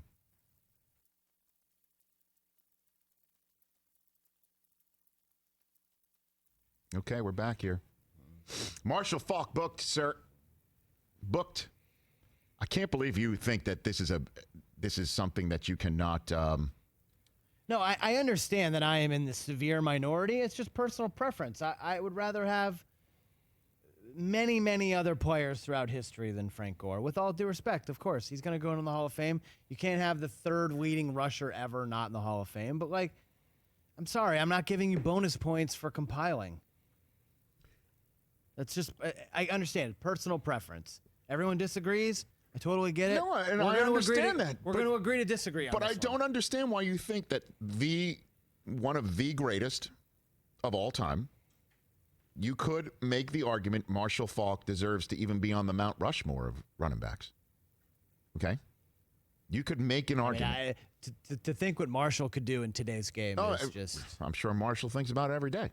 Insane. Right. And you're seeing what McCaffrey did last year. Oh, unbelievable. Yeah. Hold my beer, right? Says Marshall Faulk. And Roger Craig before that, which is why I'm sure you brought his name up to try and throw sand in my gears over here. And you might be right. I might take Roger Craig over Frank Gore. Does not diminish his accomplishments or his Hall of Fame credentials. I believe Roger Craig should have gotten in with this 2020 centennial class. Yeah, there's no Niner dynasty without Roger Craig. And I believe it. But that doesn't denigrate Frank Gore, nor make him less worthy of being in the 2010 all-team class of running backs, nor does it make me want to tell you to stop going higher register on Frank Gore. I mean, it's not going to stop. Okay. well, Marshall will come on the show, and it's interesting that I reach out to one of the all-time greats to mediate this thing, and you think that automatically undercuts your position. I don't know, which means I don't understand that. Why you think that automatically is suddenly a bad thing for our conversation? Another great running back isn't going to go say to another running back that they don't like them. No, he's not going to say he doesn't like them. He will. It will definitely be bad for you in that Frank Gore is not. Tomorrow is not going to go well for me, and I'm prepared for that. But I'm saying in the compare this guy to that guy thing, he might give you a lot more credence. You were comparing. That's what we didn't have this conversation. Like, I got to get Marshall Faulk when you're saying Frank Gore is not an all-time great. When you started comparing him to all-time greats, that's when I'm like, let me get Marshall on the phone. Yeah. I'm just saying, there's a lot of other guys, I think. But, Chris, isn't the job of the running back to compile yards? Like, that's what they do. It's to help your team win championships. That's what everyone's role is. Well, out of the top 10 running backs, how many of them have won a Super Bowl? No, I think one. Now, in terms of that, how many? But here's the deal: how many running backs have taken their team and turned them into Super Bowl winners? That's why Terrell Davis is in the Hall of Fame. Okay, Elway had so many problems winning that big one. Number 30 showed up, changed everything. Emmett in Dallas. Well, you might actually be playing into his argument now, though. What? Because no, I know that. Frank doesn't have that. No. Frank Gore does not have that, and I might be playing into his argument right there. But I'm just saying it's so rare in even what we're talking about here. Jim Brown is obviously transformative. Also, I would say Jerome Bettis for 1 year was transformative. 1 year. Also, how teams game plan. I don't think any defensive coordinator is losing sleep on how trying to stop Frank Gore. No, I hear you. Kaepernick was many of the reasons why they made the Super Bowl that year. Right. And the way he played the position opened holes for Frank, and that's taking advantage of the situation. Is that Frank doesn't have the flash that a lot of guys, like Frank, look at everybody else on that list. Marshawn, he doesn't have the flash of Marshawn. He doesn't have the flash of LaShawn McCoy. And in terms of Adrian Peterson didn't really have that flash, but, man, he's a 2,000-yard rusher, and he would just jam it right down your throat. Oh, Adrian Peterson had flash. So, Rich. I mean, did Peterson have flash? Yeah. Yeah. I guess. Adrian Peterson was a grown man. No, I know that, but he wasn't the guy that you would go running to with a microphone asking for that's what I mean by flash. No, gotcha. He didn't have that. And LaShawn didn't talk, but I mean, Marshall didn't talk, but he still had that take care of y'all chicken mentality. He's a walking soundbite. That's what I meant by flash. Like, Adrian Peterson wasn't the guy. Chicken. Yeah, that's right. Frank Gore is a career 4.3 yards per carry. It's amazing. That is not amazing. What's Emmett's yard per carry? That's how it's half of a first down. 4.3 yards per carry. Give me some other yards per carry. Well, hold on. I got to pull this up. 4.3 is just average. You're an average running back. You're giving you wouldn't take 4 yards on a first down carry every time? Of course you would. You're keeping on schedule. For one of the all-time great, Jim Brown is 6 yards a carry. Well, you guys understand Frank's that, right? not in Jim Brown's category. I'm admitting that to you. That's like saying you're good, but you're not as good as Michael Jordan. His last 5 years, 3.7, 3.7, 3.6. He's also ancient. Like, what are we doing?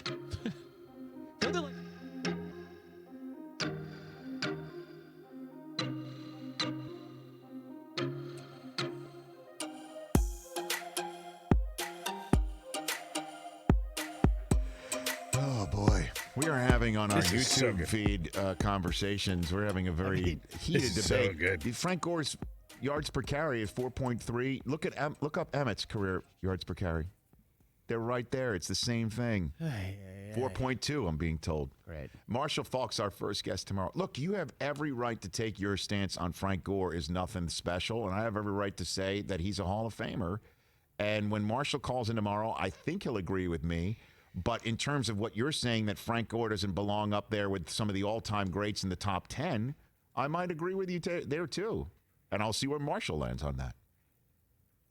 Meanwhile, we've got a Pro Football Hall of Famer first ballot guy, Conquered Football Heaven, as our first guest tomorrow. Aren't you happy about that? I am happy about that. Walter Payton, Don Bowie's just crushing right now in the back. Pushing buttons on our show. 4.4 is his average yards per carry. Walter Payton. Frank Gore isn't in the top 50. of running backs. Like, you guys get with the program. Josh in Virginia Beach has been hanging on forever, and I believe he called in before the show. So first in, first up, right here at 844-204-RICH on the Rich Eisen Show. What's up, Josh? Hey, I'm doing good. How are you? What's up? What's on your mind? What's on my mind? With this whole coronavirus thing that's sweeping the nation and delaying activities for the NFL during this offseason with OTAs and the NBA being paused. What's the difference between what's going on right now with COVID-19 and compared to what happened in 2011 when both the NBA and the NFL was under lockdown situation and the NBA played essentially 66 games and they went straight into the postseason? Why not just go right into the postseason with the NBA if they should pick up the season as is right now? If they should, okay. If they should pick up the season as is right now, I don't know. They may be forced to do that depending on when they're able to open their doors, because the virus has either been I wouldn't say licked, because we're so far away from a vaccine, that antivirals are available, and that we just have to. Thank you for the call. Here's the deal. For places to be open, business-wise and certainly sports, we have to know who's had it, and we have to know who has it. Like an app that would actually tell you somebody anonymously has gotten it in your area, or you know somebody that you can be contact traced based on the pings on your phone. It's kind of crazy, but there are ways to know. Like I downloaded an app yesterday that is connected to the healthcare system in Massachusetts, where I check in every day saying I feel okay. I click this button. Over 2 million people have now done that. We need to know, like, this is the sort of stuff that we need to know who has it and who needs to stay home, and who's had it. And if we know who's had it, we'll actually prevent that person from getting it again. And their antibodies could be used to get people who have it better. Then we're not opening the economy, period. Like, that's got to get going. Testing and got to get ramped up, all sorts of stuff. Now, that said, let's just wave a wand and say the NBA can come back. If it's too late, then you got to go straight in the playoffs and say sorry to everybody ranked, 9 through 15? Thanks for playing. Yeah. 1 through 8, you're in. In the same way the Ivy League basically said, we're blowing off our tournament. We're canceling our tournament. So sorry, teams seeded 2 through 4, only the 4 top teams make it in the Ivy League to their conference tournament. Number 1's going in. NBA might have to do that. I'd sign for it right now. Right now, I'm seeing how players could go one-on-one on horse through, Zoom or something? And yeah, they're talking. You wouldn't want to see LeBron versus Anthony. Look, I'd rather watch the playoffs. But, but short of anything like that, wouldn't you want to see an NBA horse tournament? By the way, they're showing the 2K tournament they're having over the weekend. I was watching some of that. TJ Jefferson, Rich Eisen Show social media Grand Maester, asked a great question while we're getting ready, disinfecting our workspaces for our show.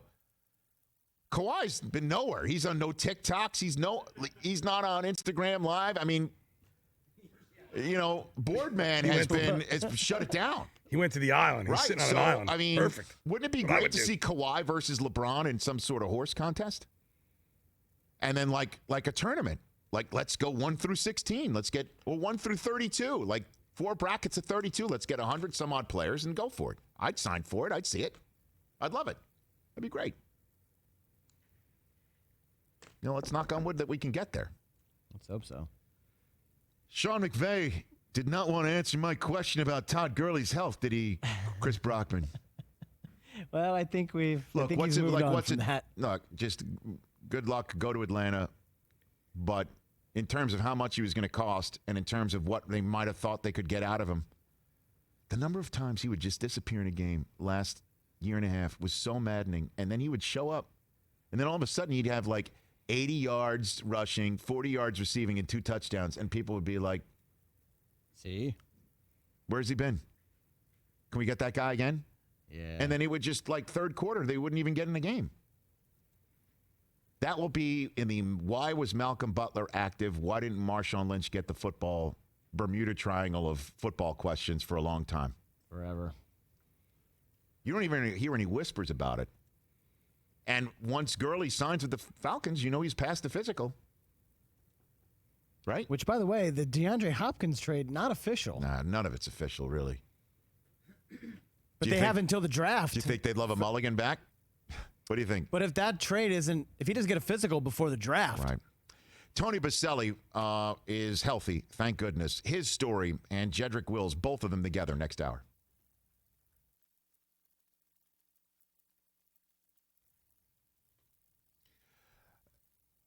Is it Paul Rudd's birthday today? Is it really?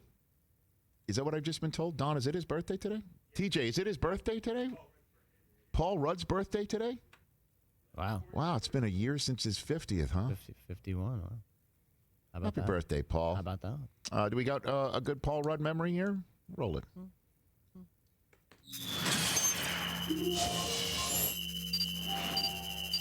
We've been promising him, and he is here.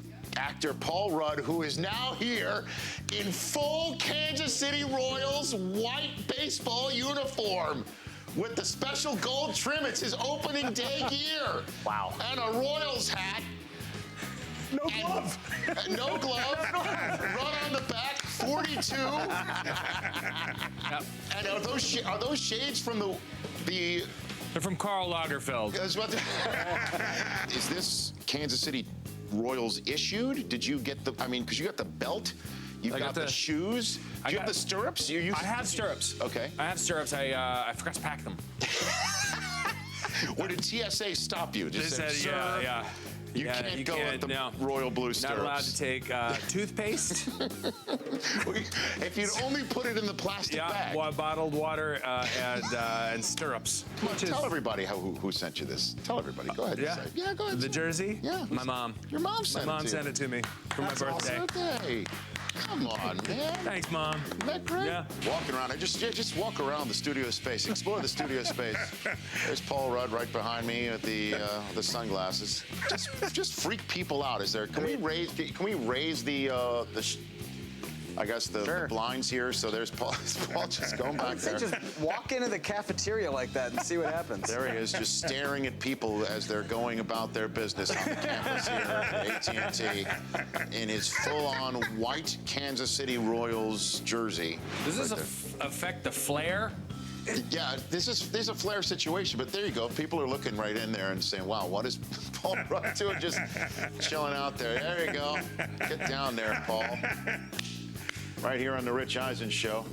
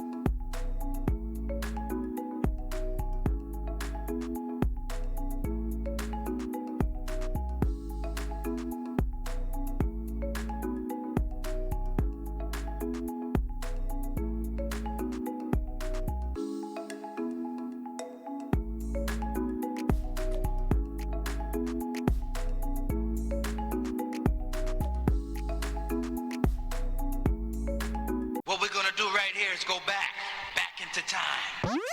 Previously on the Rich Eisen Show. You think Bears fans want Foles? It needs to be Trubisky because he's the guy they traded up and got. Instead of two other guys who have been dynamite, including the reigning Super Bowl MVP and a quarterback who could have been MVP, the manner in which he did have in the middle of the season to Deshaun Watson. And the general manager who made this decision is still there. So it's best if it's Trubisky because we didn't blow it. Another Rich Eisen Show is coming at you right now. Live from the Rich Eisen Show studio in Los Angeles. Hey, Big Rich. This is the Rich Eisen Show. It has been so refreshing, to get back to the old Rich Eisen Show. I appreciate that, sir. Heard nationwide, online at richeisenshow.com. What people take as a negative is actually really a positive. The Rich Eisen Show. Earlier on the show. From NBC Sports, Peter King. Coming up, Rams head coach Sean McVay. Pro Football Hall of Fame finalist Tony Baselli. Plus, Alabama offensive tackle Jedrick Wills. And now, it's Rich Eisen. Hour number 3 of the Rich Eisen Show on the air. We're going to chat with Tony Baselli in a second here. He's 1 week removed from the hospital after battling COVID-19 and some dicey moments for Tony. And he's going to join us in a second. Jedrick Wills, who is the top prospect as discussed widely at the offensive line position. And would no doubt sign for the career that Tony Baselli had. He has been a finalist for many years, running for the Pro Football Hall of Fame as he's been knocking on that door. And that door will open one day, and he will open a door one day and see David Baker, the president of the Hall of Fame, on the other side. Tony deserves such an honor with all of his years in Jacksonville, and we've known him not just for that, but he's been a frequent guest of this program with his work with Westwood One Radio's coverage of the NFL, and that's how we saw him at the Super Bowl, looking like he could still play. And then we heard what happened, and now it's time for him to come on the show to actually lend us his story. He is Tony Baselli here on the Rich Eisen Show. How are you, Tony? Rich, thanks for having me, number one. And I'm doing better every day. I actually feel pretty good for the most part. At this time, still waiting to get cleared 100%. I got to take a couple tests, took one today. And the last to kind of come back are my lungs, just as far as, feeling like I could go out and do stuff. I get a little tired quicker than usual. But overall, I got no complaints, I'll tell you that much. I'm sitting at home and on the phone with you. That's pretty good compared to where I was 10 days ago. No doubt. So let's walk through this, Tony. When did you first feel something was off? Yeah, I think, I think it was March 13th or 14th tonight. That Monday, it was a Monday night. I felt like I got allergies kicked in. It was just, stuffed up nose, runny nose, no big deal. Woke up Tuesday, felt pretty much the same way. But because of COVID, you're a little bit more aware. Took my temperature, called a doctor friend of mine, and he's like, listen, it's probably just allergies. You have no fever, no big deal. But I still I stayed at home just to, I said, let me just stay at home. I'll get better. I'll be all good tomorrow. But I woke up that Wednesday and felt worse, ended up having a fever, and found out that day. A friend of mine called me and said, hey, listen, just so you know, I think it was Thursday before, we were around somebody who's tested positive, who just tested positive earlier this week. So at that point, I felt like, I probably got this, so let me go get tested. Called my doc at Mayo, got tested, and then found out the following Friday that I was positive for coronavirus. And even then, though, Rich, at that point, I felt like I had a minor flu, no big deal. And I really thought, being 47 years old and healthy, I thought, this will be a nuisance at most. And I'll be back healthy in a few days. My wife tested positive, too, because we both were at the same event. And she was fine, no problems. She never had a fever. But I went sideways pretty quick after that weekend. and it was much more serious than I ever imagined. Tony Baselli here on the Rich Eisen Show.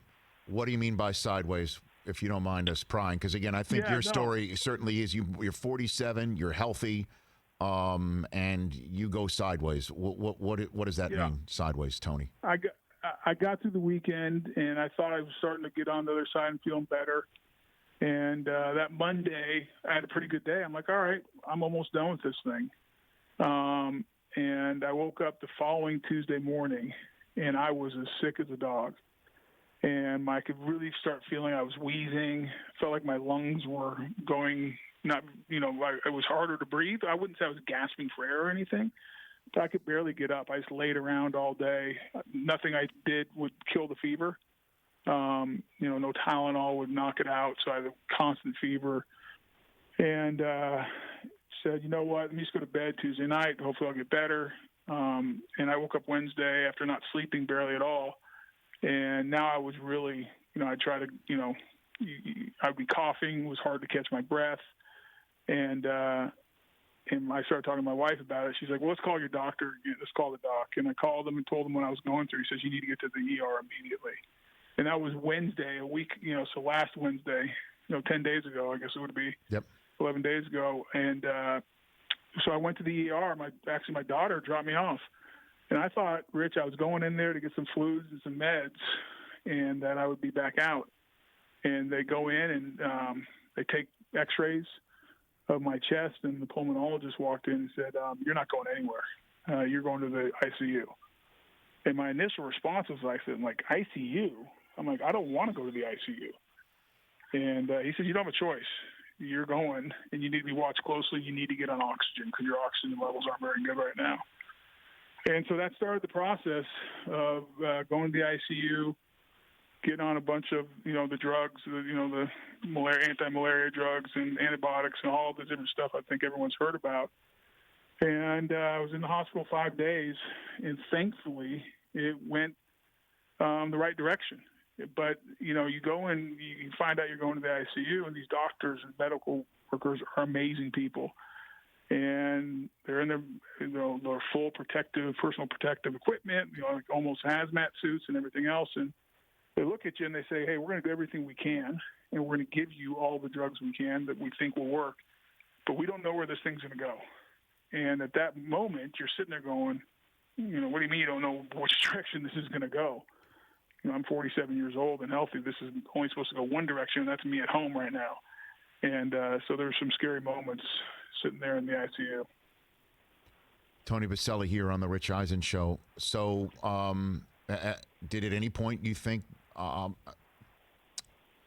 sorry to ask, but at any point you think this is it? No, yeah. Tony? I mean... Yeah, it's a great question, actually. It's a very fair question because you're sitting in the ICU and your family can't see you. No one can see you.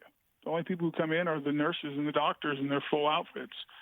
And so you're by yourself a lot. And I think, when I first got there, I was so sick and felt so lousy. I was, I don't know what I was thinking, but I remember I think it was either that night, the first night, or the next morning, and I can't remember. To be honest with you, it kind of blurs together.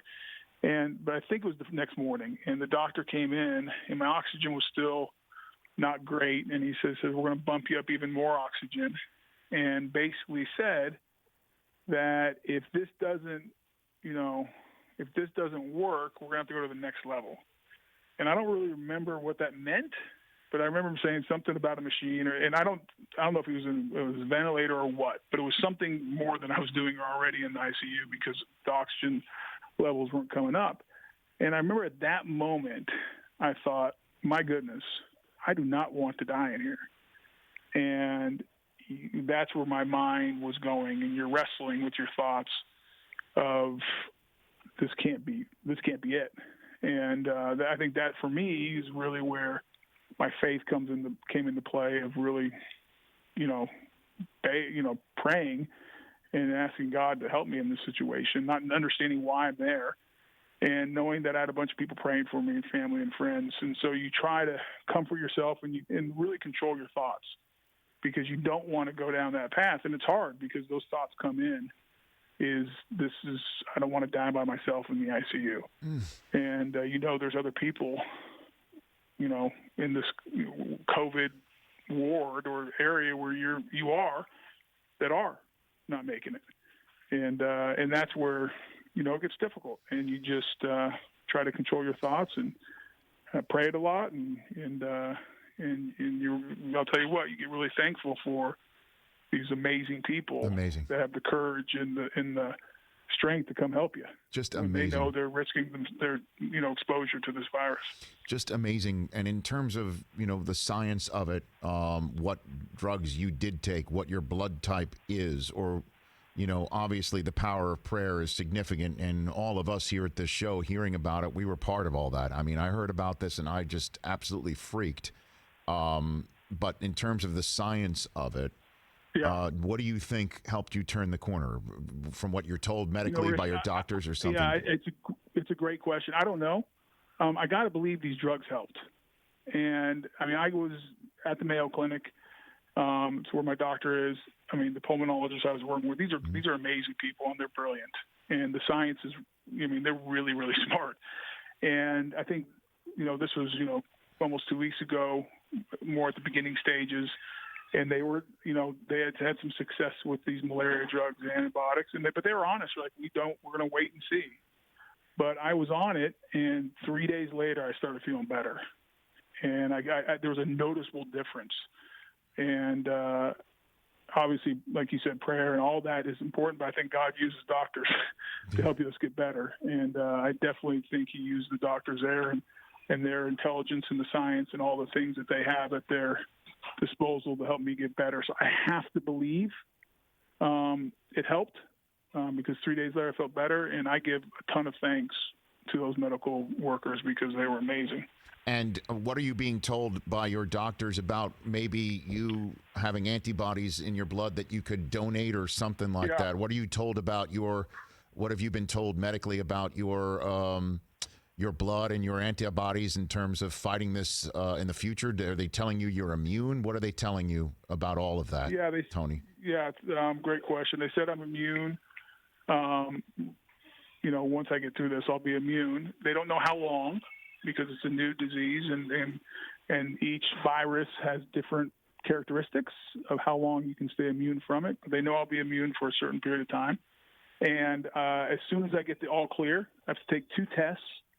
And I took one today, and if it comes back negative, I'll take another one tomorrow. And if it comes back negative, then I'm in the clear of the virus. And at that point, I'll donate my blood and plasma, whatever else, for the antibodies, for them to do whatever they do with it. And if it can help someone, great. But I'll give us whatever I can at that point. But I got to get the all clear first, which hopefully after 2 negative tests, one today that I already took, hopefully the other one comes back negative, do that again tomorrow, and then I'll be ready to go get blood and let them do whatever they do with that. Tony Baselli here on the Rich Eisen Show. Okay, a few more minutes left with Tony here.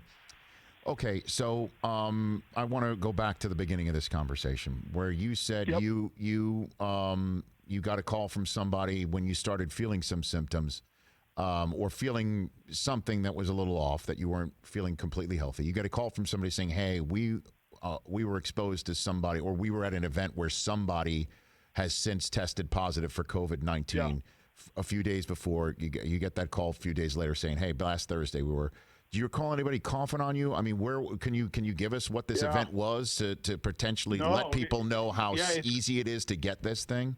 Tony? Yeah, it's crazy, Rich. It's a great question. Again, I mean, I don't know because it was. You got to think back to when this was happening. So let's say this is the 10th or 11th of March, and we're at the beginning stages of this whole COVID. And if you remember back then, it was like, don't get around more than 500 people, and don't shake hands, and wash your hands, and do all those things. And we were doing all that. We were watching where we went, and we weren't shaking hands, and you're doing the kind of the elbow bump and all that kind of stuff. You're washing your hands, you're conscious of touching your face and everything else, and we still got it. And what they tell what basically you realize is maybe I got it from the individual because we were at the same event. Maybe I got it if someone coughed and I walked through and I didn't even realize it. Because this is a virus that, as they'll tell you, is you can pass before you're sick. So before you show any signs, you can pass it, or any symptoms. And then there's a percentage of people out there that will get the virus and be asymptomatic the entire time and never know they have it, but they can still pass it along. And so I can guess how I got it. Maybe it was from the individual friend of mine that got it. How did that individual get it? Who knows? A bunch of us who were around them, some of us got it, some didn't. And so it's one of the things that we just have to be smart right now. And I think the overall message is these healthcare workers, forget about everyone else for a second. Listen to the healthcare people and healthcare experts. And what they're saying is true. They're not making this up. This is not a joke. This is a serious deal. And what we need to do, and, most people my age will be okay with it. They won't have the scary thing I went through. And if you're willing to roll those dice for yourself, that's your business. But I think it's time we think about everyone else in the community, the elderly, people with underlying health issues, and people who really can't fight this. And we got to, over this next, hopefully just this month, we can get through this and kind of, what they say, flatten the curve, but we can think of everyone else in our community and really make good, smart choices and get to the other side of this as soon as possible, because trust me, you don't want to go through what I went through. I hope no one else has to, but there are people doing that right now, and I think it's a time to think of, not just ourselves, but our families and our friends and the rest of the community. And your wife is fine now? Is she or asymptomatic? Yeah, she's way tougher than me. She's way tougher than me. She never got a fever. That's great. Never. Well, again, and that's the thing about this is that she was tired, and she lost her taste and smell, which she was ticked about, and but she's fine. She's tested she tested negative already. Great. She's she's no issues, and it's amazing. Same age. We're both healthy. We both were at the same event. We both get it. She has zero issues basically outside of just herself. And I end up in the ICU. So you just don't know. You don't, and that's the point, right? Stay at home. I'll give you the floor. I'll give you the floor. You're the guy who's been through, you know what, and thankfully back. So I give you the floor on the last word here, Tony. Yeah, just be smart. Hey, be smart. Listen to do what the healthcare workers are telling, the experts are telling us. Stay away from people. Don't congregate. Don't be around places. Go out only if it's essential to get to the things you need to do. And even when you do that, be smart. They're asking us to wear masks now. I know it's not cool. I know no one really wants to do it. Wear a mask. It's not going to kill you, and it might protect someone else and protect yourself. And so I think we just have to be smart and think of other people during this time as you're going out and doing what you have to do. Because here's the thing, Rich. This virus is scary. It's also scary for people out there because they're losing jobs and they're out working. And so the fastest way we can get people back working and trying to get this thing back on track is us being smart right now in the short run. And so I just hope we're really smart and we're diligent and listen and take care of each other right now. And if you don't mind me adding one more thing, when you say go out with a mask, do make sure that the mask is not something that could be used by a healthcare worker. It's something that protects you and others. Right. Because the healthcare workers you mentioned, Tony, were lucky that they were full PPE gear, full personal protective equipment gear. Not a lot of healthcare professionals have all of that at their disposal, and we got to make sure that they have it, right? No, Rich, you're exactly right. I mean, just go wear a scarf, just something. You don't need the N95. You don't need the what these healthcare workers do. Just wear a basic something covering your mouth so if you cough, it's not going everywhere. And we need to be thinking about these healthcare workers because you're right. I was in there early and talking to them. These are amazing people. They're courageous. Come in and without pause take care of people like me. And they were thankful at the time that they had the equipment they needed to. But in places like New York and places that are hit much harder, they are using the same protective equipment way more than they should and sometimes not having everything they need. And they're still doing the work of trying to help people get over this. So you got to be smart. I mean, you don't use, the resources that these medical workers need, give to them. We can wrap our face with a scarf or something else, and that'll be good enough. Tony, thanks for the time. Thank God you have the ability to do it and share it. It's such an important story for you to tell, and I appreciate you doing that right here. And I'll be staying in touch to just check in with you and your wife, and God bless. Hey, Rich, I appreciate it, and thanks for all the notes you sent before even we talked, and always enjoy being on the show. Right back at you. Tony Baselli, future Hall of Famer. Thank God. What a story. And thanks again to the healthcare professionals on the front line that do what they do and get Tony well. And the science that they're putting together. I know there's been a lot of conversation about, as he said, the anti-malaria drugs and whether they work or not and whether it's appropriate to talk about it. It seems like he said, listen to the professionals is what he said. And the professionals gave him what appears to be the right mix. Thank God. 844-204-RICH is the number to dial here on the Rich Eisen Show. Jedrick Wills of Alabama football is calling in. We can't wait to chat with the kid who's supposed to be the first lineman off the board in a couple of Thursdays from now. That's next.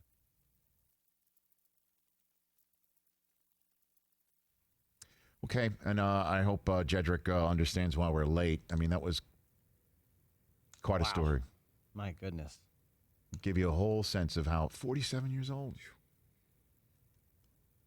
47 years old. Just got to be careful. That's why, I mean, we're again, I want to stress again. I mean, Don, you could punch the buttons up if you wish that can show how.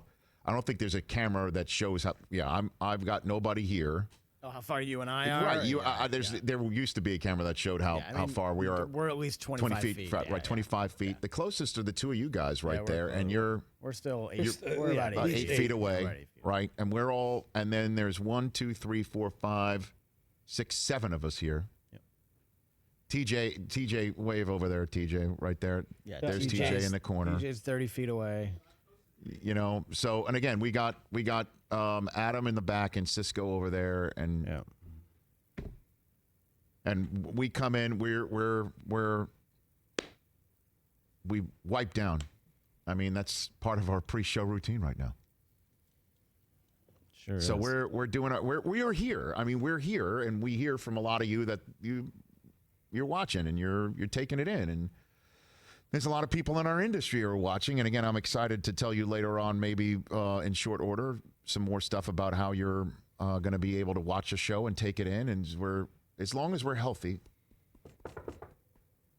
we're going to be here, right? Let's do it. Gosh, I don't want to die here, he says. Yeah, just the fact that he's having those loneliness. thoughts, It's the loneliness. No There's one can just see such you. a crusher on this front. People being lonely and living by themselves now. You know, all our respective parents, right? Who are still with us, God bless. They're all home by themselves, right? And it's just so difficult. It's so difficult. By the way, Tom Dempsey passed away from complications of COVID-19. One of the all-time great kickers. Had the longest field goal for 3 decades, right? 4 decades? Yeah. He passed away, and we send our... Bobby Aber's father passed away. New Orleans is quite the hot spot for this. Okay. All right, do you want to just put up the music, and we'll be back in a minute with Jedrick Wills here on The Rich Eisen Show.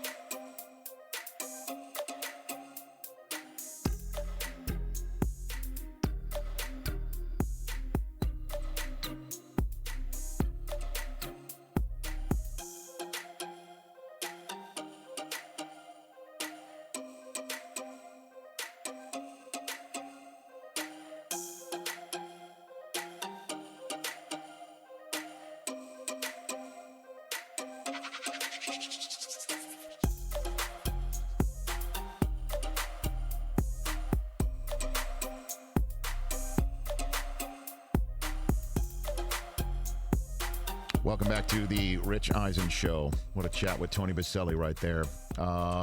As one day he will hopefully be in a hotel room at the Super Bowl, maybe in Tampa, Florida. Wouldn't that be something where he gets that knock on the door and David Baker, one of the few people who's actually bigger than Tony Baselli, is on the other side saying, hey, welcome to the Pro Football Hall of Fame. That would be well-deserved and well-earned. Baker's a large man. Yeah. He is very much so. Very much so. And then on the opposite end of the spectrum is a young man getting set to embark on his NFL journey, and he may not have a very long night as expected.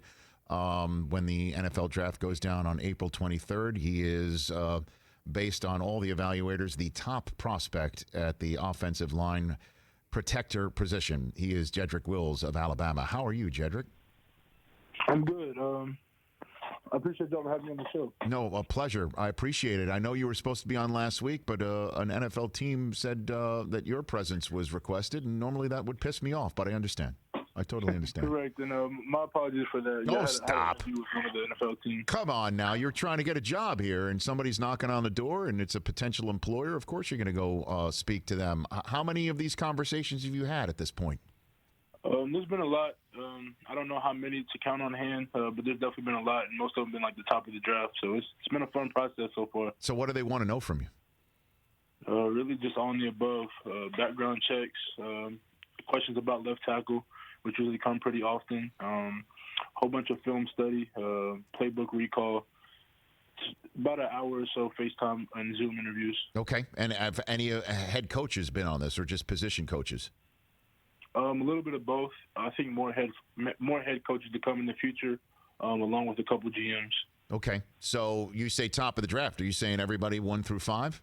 We're talking Cincy, Washington, the Lions, Giants, Dolphins. Have those teams spoken to you? Have I named them? A couple. Okay. All right. I'm trying to. You want to just tell me? Why don't you just tell me the name of the teams that you've spoken to?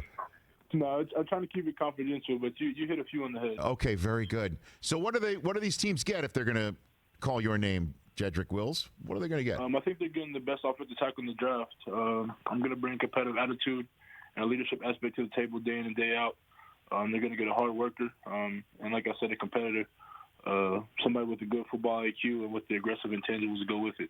Who was the first one to say you should play football? It was Mom. I think I was around 6 or 7, and at that time I was probably like 2 times the size of a normal 6 or 7-year-old. She's coming threw me out there in some pads, and I've loved it ever since. Okay, so your mom was the first one to put you in pads and say, "Let's go to work." Is that right? Yeah, crazy, right?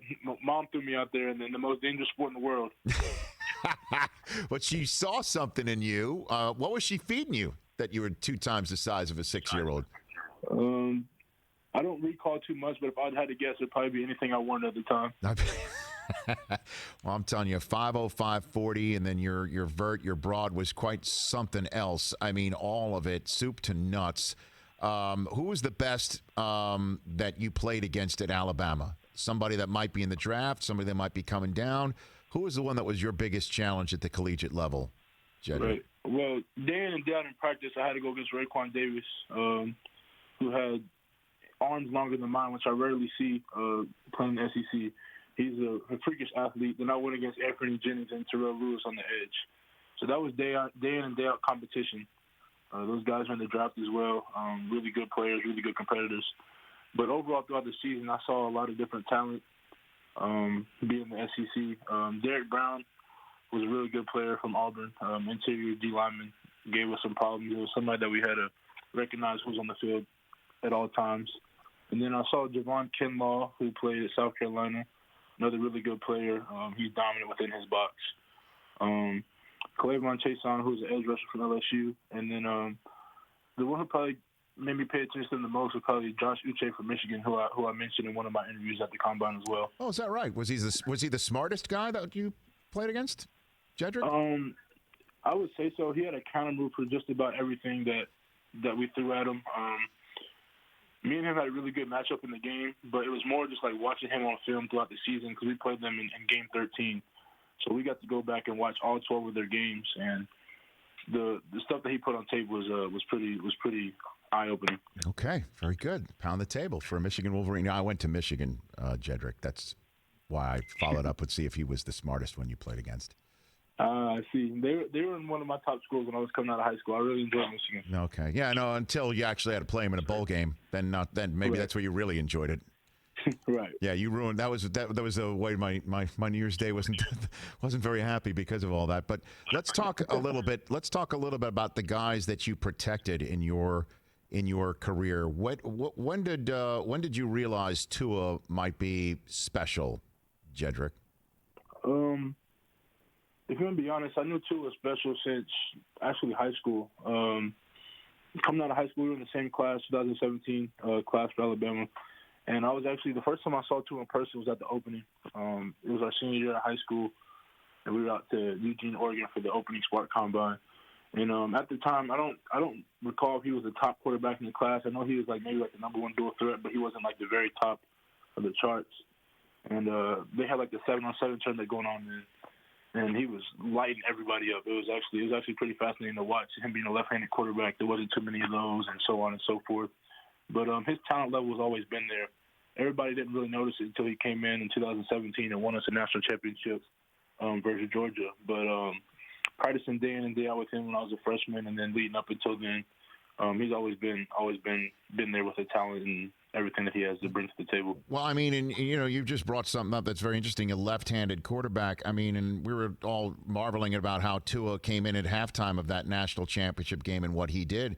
I mean, how did that affect you on the line? Hey, halftime, here we go. Here comes Tua. Now suddenly your protections are flipping. I mean, he's a left-hander. That's a totally different ball of wax, is it not?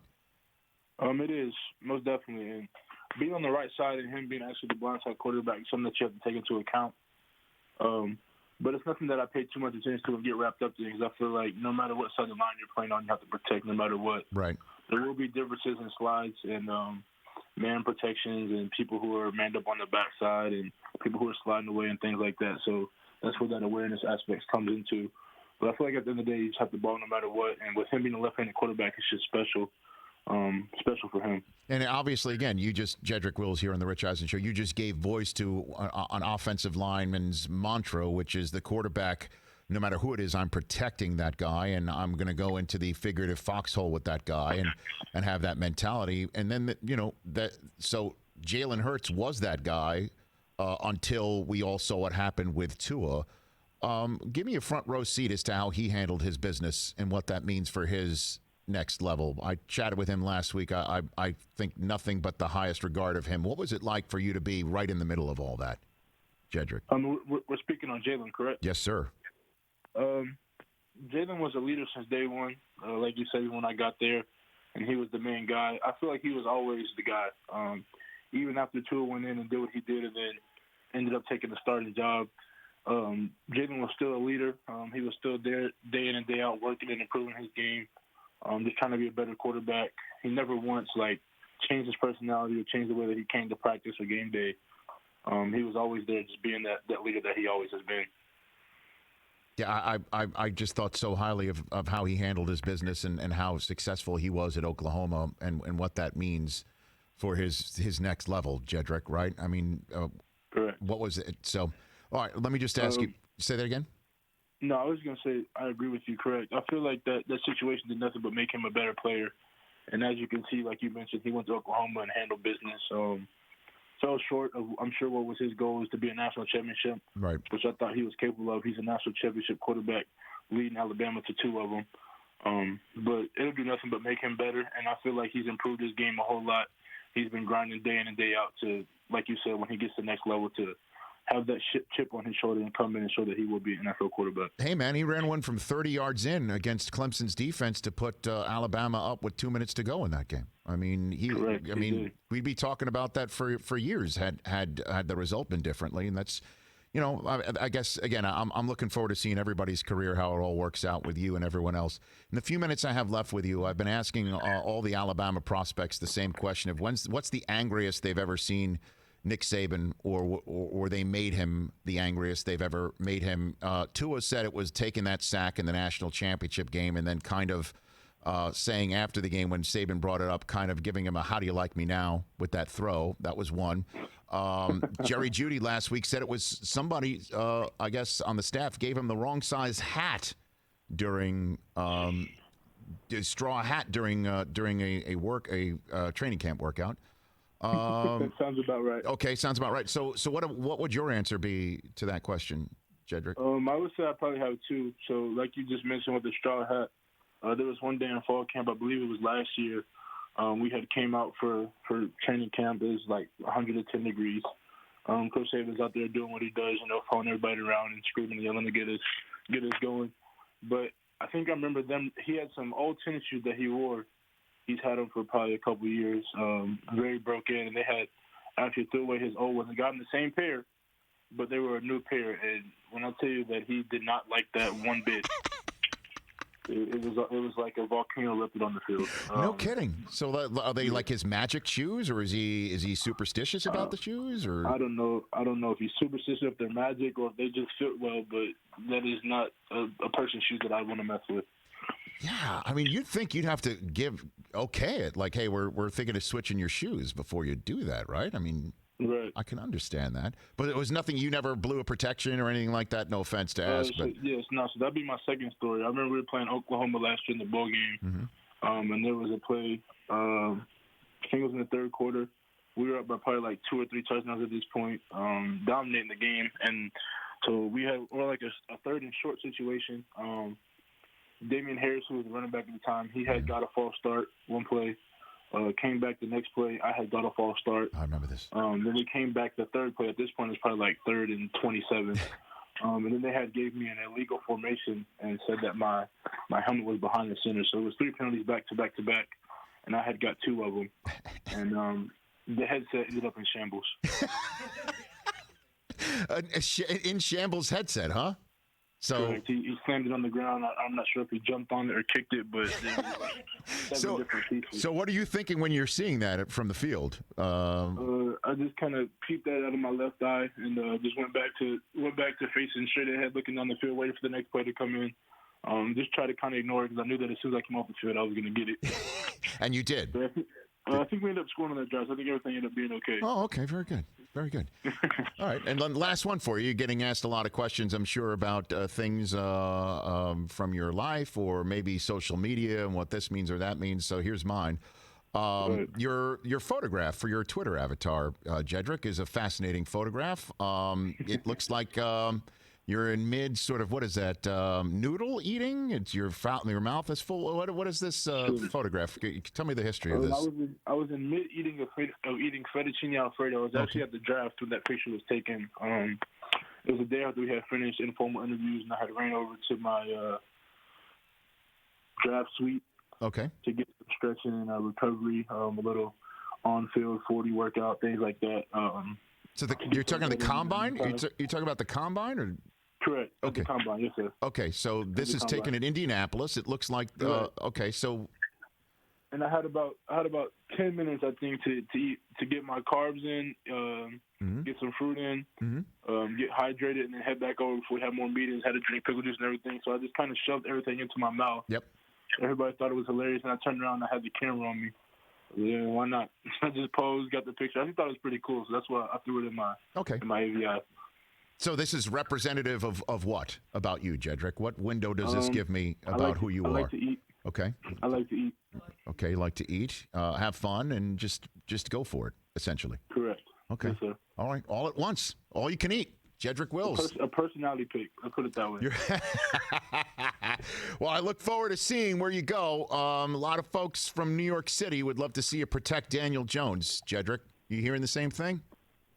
I've heard a little bit of that, and no matter who picks me, I'll be happy to be there, and they'll get everything I have to bring to the table. A full plate, right? They'll get the full plate. Sir. Okay, very good. Full plate. You take care of yourself, Jedrick. Thanks for the call. Yes, sir, we'll do, and I appreciate y'all for having me. Of course. Good luck to you, Jedrick Wills. And fettuccine Alfredo, everybody. Fettuccine Alfredo. If you looked at his Twitter avatar and guessed fettuccine Alfredo, you win. You win. I don't know what you win. But somebody snapped the picture, and he's just like, yeah. Yeah, let's go with it. 34.5 vertical, 9.5 broad. 5:05:40 and playing in the crucible of Alabama football. Man, I remember that headset episode. I remember that too. Yeah. Yeah, third and forever. I think we scored on that drive. Ay. I think we scored on that drive. It helps when you have two of them. Oh, yeah. Doesn't matter. Third and forever. I think we scored. Got it. Very good. Roll Tide. Roll Tide. That's what I said. Yeah. You know, when Alabama didn't make the Final Four this year, if you will, I went up to one of our producers of NFL Game Day Morning. Went to Alabama, and I said, "Welcome to the rest of us," which is the line I gave to you when Brady is no longer a team. Welcome to the rest of us. I know. And then it was announced Michigan was playing Alabama. And I welcomed myself to the rest of it. 844-204-RICH, your phone call setting up the rest of the week when we come back.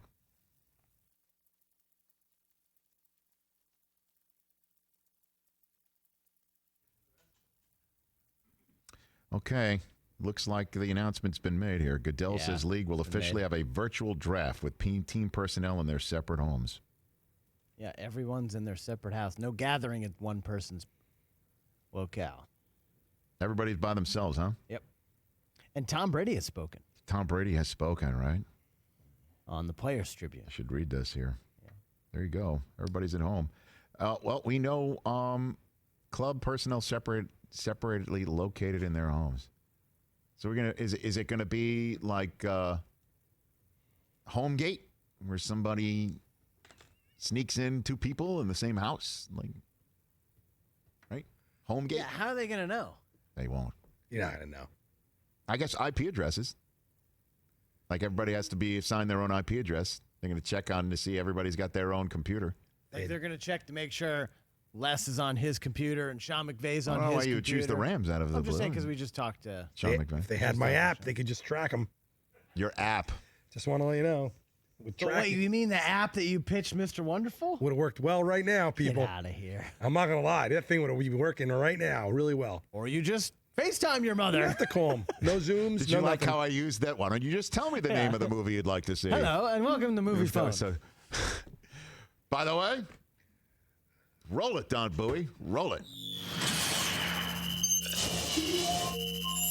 Mike Del Tufo is standing at a microphone that's about, I'd say, 20 feet away. Yep. Looking right at Mr. Wonderful of Kevin O'Leary of Shark Tank. Go for it, Mike Del Tufo. What happens if, like, something happens to me and 2,500 miles away, my family's there, and they don't know? I could be sitting in the apartment alone, dead for days. So I came up with an idea for an app called Just In Case that would be basically you download it, and you could check in with this app, and other people could see that, A, you're alive still.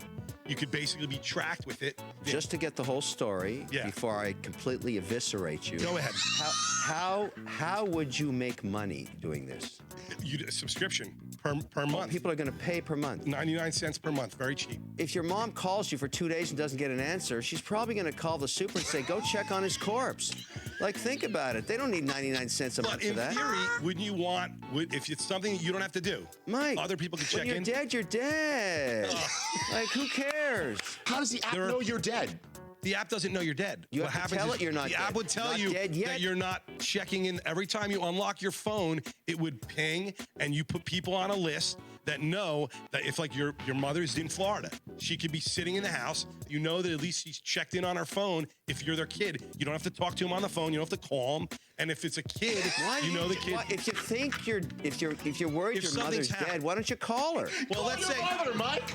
People don't call their mother and father and live 2,500 miles away Mom, every day. I just want to make Every sure you're 60 not minutes. dead. Like, are you kidding? You should call your mother every day. No. I'm talking about, like, all day. You don't know. Oh, you want to know the exact moment your mother you can died. check in. You know that they've actually. Exactly. Kevin O'Leary. Horrifically bad. Really bad. Really bad. I tried. I got to tell you, It would work now. that is absolutely a top 5 moment in the history of this show, and it does not matter how many great other moments we will have in the future when in-studio guests return. Nothing we do forever on this show will knock that out of my favorite top 5. Oh, I like that. Because that, I have no problem. I'll take that. We might That's have a to win. repost Or you could the just whole call damn your thing. mother. Because again, the 5 minutes, we just boiled that down. The full 5 minutes. The full clip is... You flop sweating off the top of saying that you came up with this idea when you were around Yeah, I mean, by I wasn't yourself with playing all well. your I had friends. less than Oh, 24 God. hours Oh to my get God! it. Oh my God! I was at home by myself on the couch with all my friends. With all due respect, you two. Yes. With all due respect. Uh-oh. I would have had my friend who's a big guy in New York that does advertising and stuff work on this with me, and I would have sold it on Shark Tank. Yes, but Mike, 100%. Mike, but By your the way, whole did you argument... He's the biggest jerk. He's the biggest jerk on the show already. Who is? Oh, Leary. I know that's why they nickname him Mr. Wonderful. He That's isn't his like role. an ale. I know. Once I've That's watched why it we after put that, you in front of him because you but were it's with like you were with. I would have Mike. sold that thing. I'd be a Mike. millionaire. I'd be on an You island with said Hawaii. you've been working on this app idea for years, and like that's the best pitch you could come up with. I put you. In I had less than 24 hours. I put you in front of the toothiest shark of Shark Tank. Yeah. There's no doubt about that. But you did have an opportunity that people try ad nauseum to But with get the- to be in with front the of him for worst Shark guy Tank. to I have gave it. it to you, but worst guy. That guy could have bought your thing on the spot. No, I don't. I mean, He could have. today he would have. Oh my God! In this time The and day line and when he- age, it when would have he been goes- perfect. When he goes, oh, you wanted to know the exact time your mother was dead.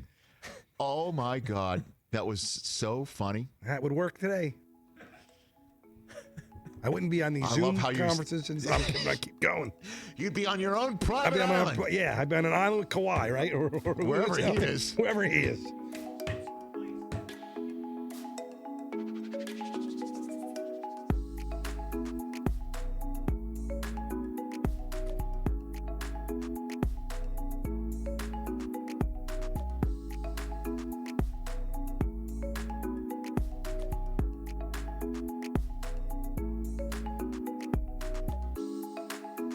Welcome back to the Rich Eisen Show. Okay, so we've got 2 big stories. One, Tom Brady wrote a piece for the Players Tribune. Yes. Saying that he did this because he has something to prove Yeah, to so his big himself. quote is at the end. Right now, though, I have things to prove to myself. The only way is through. If I don't go for it, I'll never know what I could have accomplished.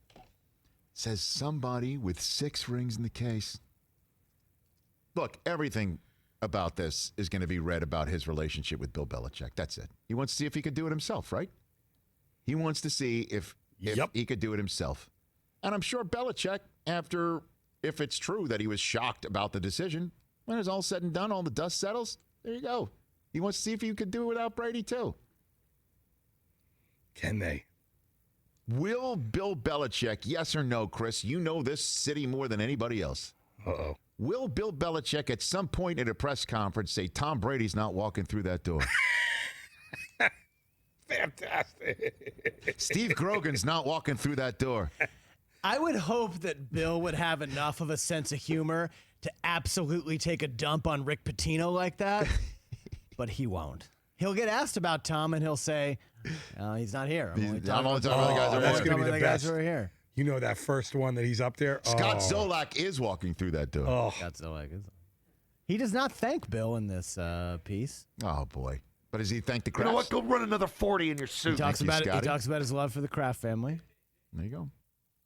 Roger Goodell has sent out a document to all 32 clubs saying it is a virtual draft from home. Everybody working at home. So every single human being that is involved in a draft will have to virtually meet and create your own virtual draft war room. I'm going to miss the war rooms. Well, just for a year, dude. That's all. I know. Yeah. But it's safe. A fully virtual draft. All club personnel separately located in their homes. We know where Andy Reid's going to go. Do we have a live shot of Andy Reid? That's that photograph from today's they can mount the Monday morning. the stair climber. Football Morning in America. How many of these coaches are going to have to learn how to use one of these video programs? In the next they're going to people 2.5 set them up. weeks? I think who did it? I forget who I follow. You think Pete Carroll's out there zooming? Is it? I think Doug Farrar. Doug Farrar, who I follow on Twitter. I think he took the meme from Star Trek 3 or Which Star one? Trek 4, where they came back to Earth to get the whale, right? And yes. and so where Scotty picked The up voyage home. Scotty picked up the mouse, and said hello computer into the mouse. He said that's Dave Gettleman. Oh, that's how Dave Gettleman's going to conduct You think the draft. Gettleman Hello, knows how to computer? use Zoom? No. Not a chance. Well, that's what I'm saying. We're going to have a virtual Seder Wednesday night. My mom, who's out there, I'm going to have to talk her through how to download Zoom and how we're going to zoom in. And where you put in the number. This is going to be, the Mom, it's going to be password. fun. It'll be fun. By the way, Rich, Terry got taught. We're good. Terry got taught how to Zoom? Easy to do. Whoa. Yeah. And Terry's like, Mrs. hey, D got it. I We zoom, boom. everybody was zooming. I was zagging. But it's easy. I wound. And like some of these owners, like they don't know how to dial into this stuff. This is going to be. Well, I think the owners will have an IT person handling it. It's going to happen. It's going to be crazy. What's going to happen if there's like a Viking situation where nobody gets their pick in on time, and we're suddenly like, and we're like texting in the Dude, picks. Come on. And there's The timestamps. picks are going to get in. You send an email. Timestamp. The email's What if timestamped. somebody's internet cuts out? It's not going to happen. That's That ain't happening. What if you're home The internet. and John Schneider's internet? Yeah. He didn't craps pay the his bed? bill. Canceled. Loses internet. But Andy Reid, we all know what Andy Reid's going to look like. Andy, see, the Chiefs don't get on the clock. They're on the clock. They don't get their pick in because Andy's on that Stairmaster behind him. What if? Or take a shot of something him. jumps out from those doors that it looks like his computer table's jammed up against. Blah! What if and the- Andy just gets like What if totally the- scared. what if the bots What's in take that over? door? Yeah. What's behind the door? What if the bots take over? The bots. The bots. No. From our YouTube chat page. Sorry, DJ, go. We've seen what can happen when the bots get involved. It's not. Be careful. Yeah. It's not pretty. Nah, Not don't pretty. say it. I got to watch pretty. now. Behind the red door, Andy Reid. Uh-oh. I got it. Russia hacks the Patriots draft and takes another ring from Robert Kraft that way. Take a bunch of punters and kickers. Bob Kraft's latest ring when Putin hacks the draft. What if this is like when you're doing your fantasy draft and you accidentally click the wrong guy in your queue and it auto drafts? Like what if somebody gets auto what draft. if somebody accidentally takes a auto kicker in the draft. second And round? go back. Yeah. It's auto Is draft. Roger gonna stop down and then restart? By the way, all very legitimate questions. Yes. At least for this moment. Rich, you're gonna have a front row seat for all of it. I will be from Yeah. my office. And then Taylor runs in and Oh, slides my you a God. note. Well, Rich. The Jets blew the draft again.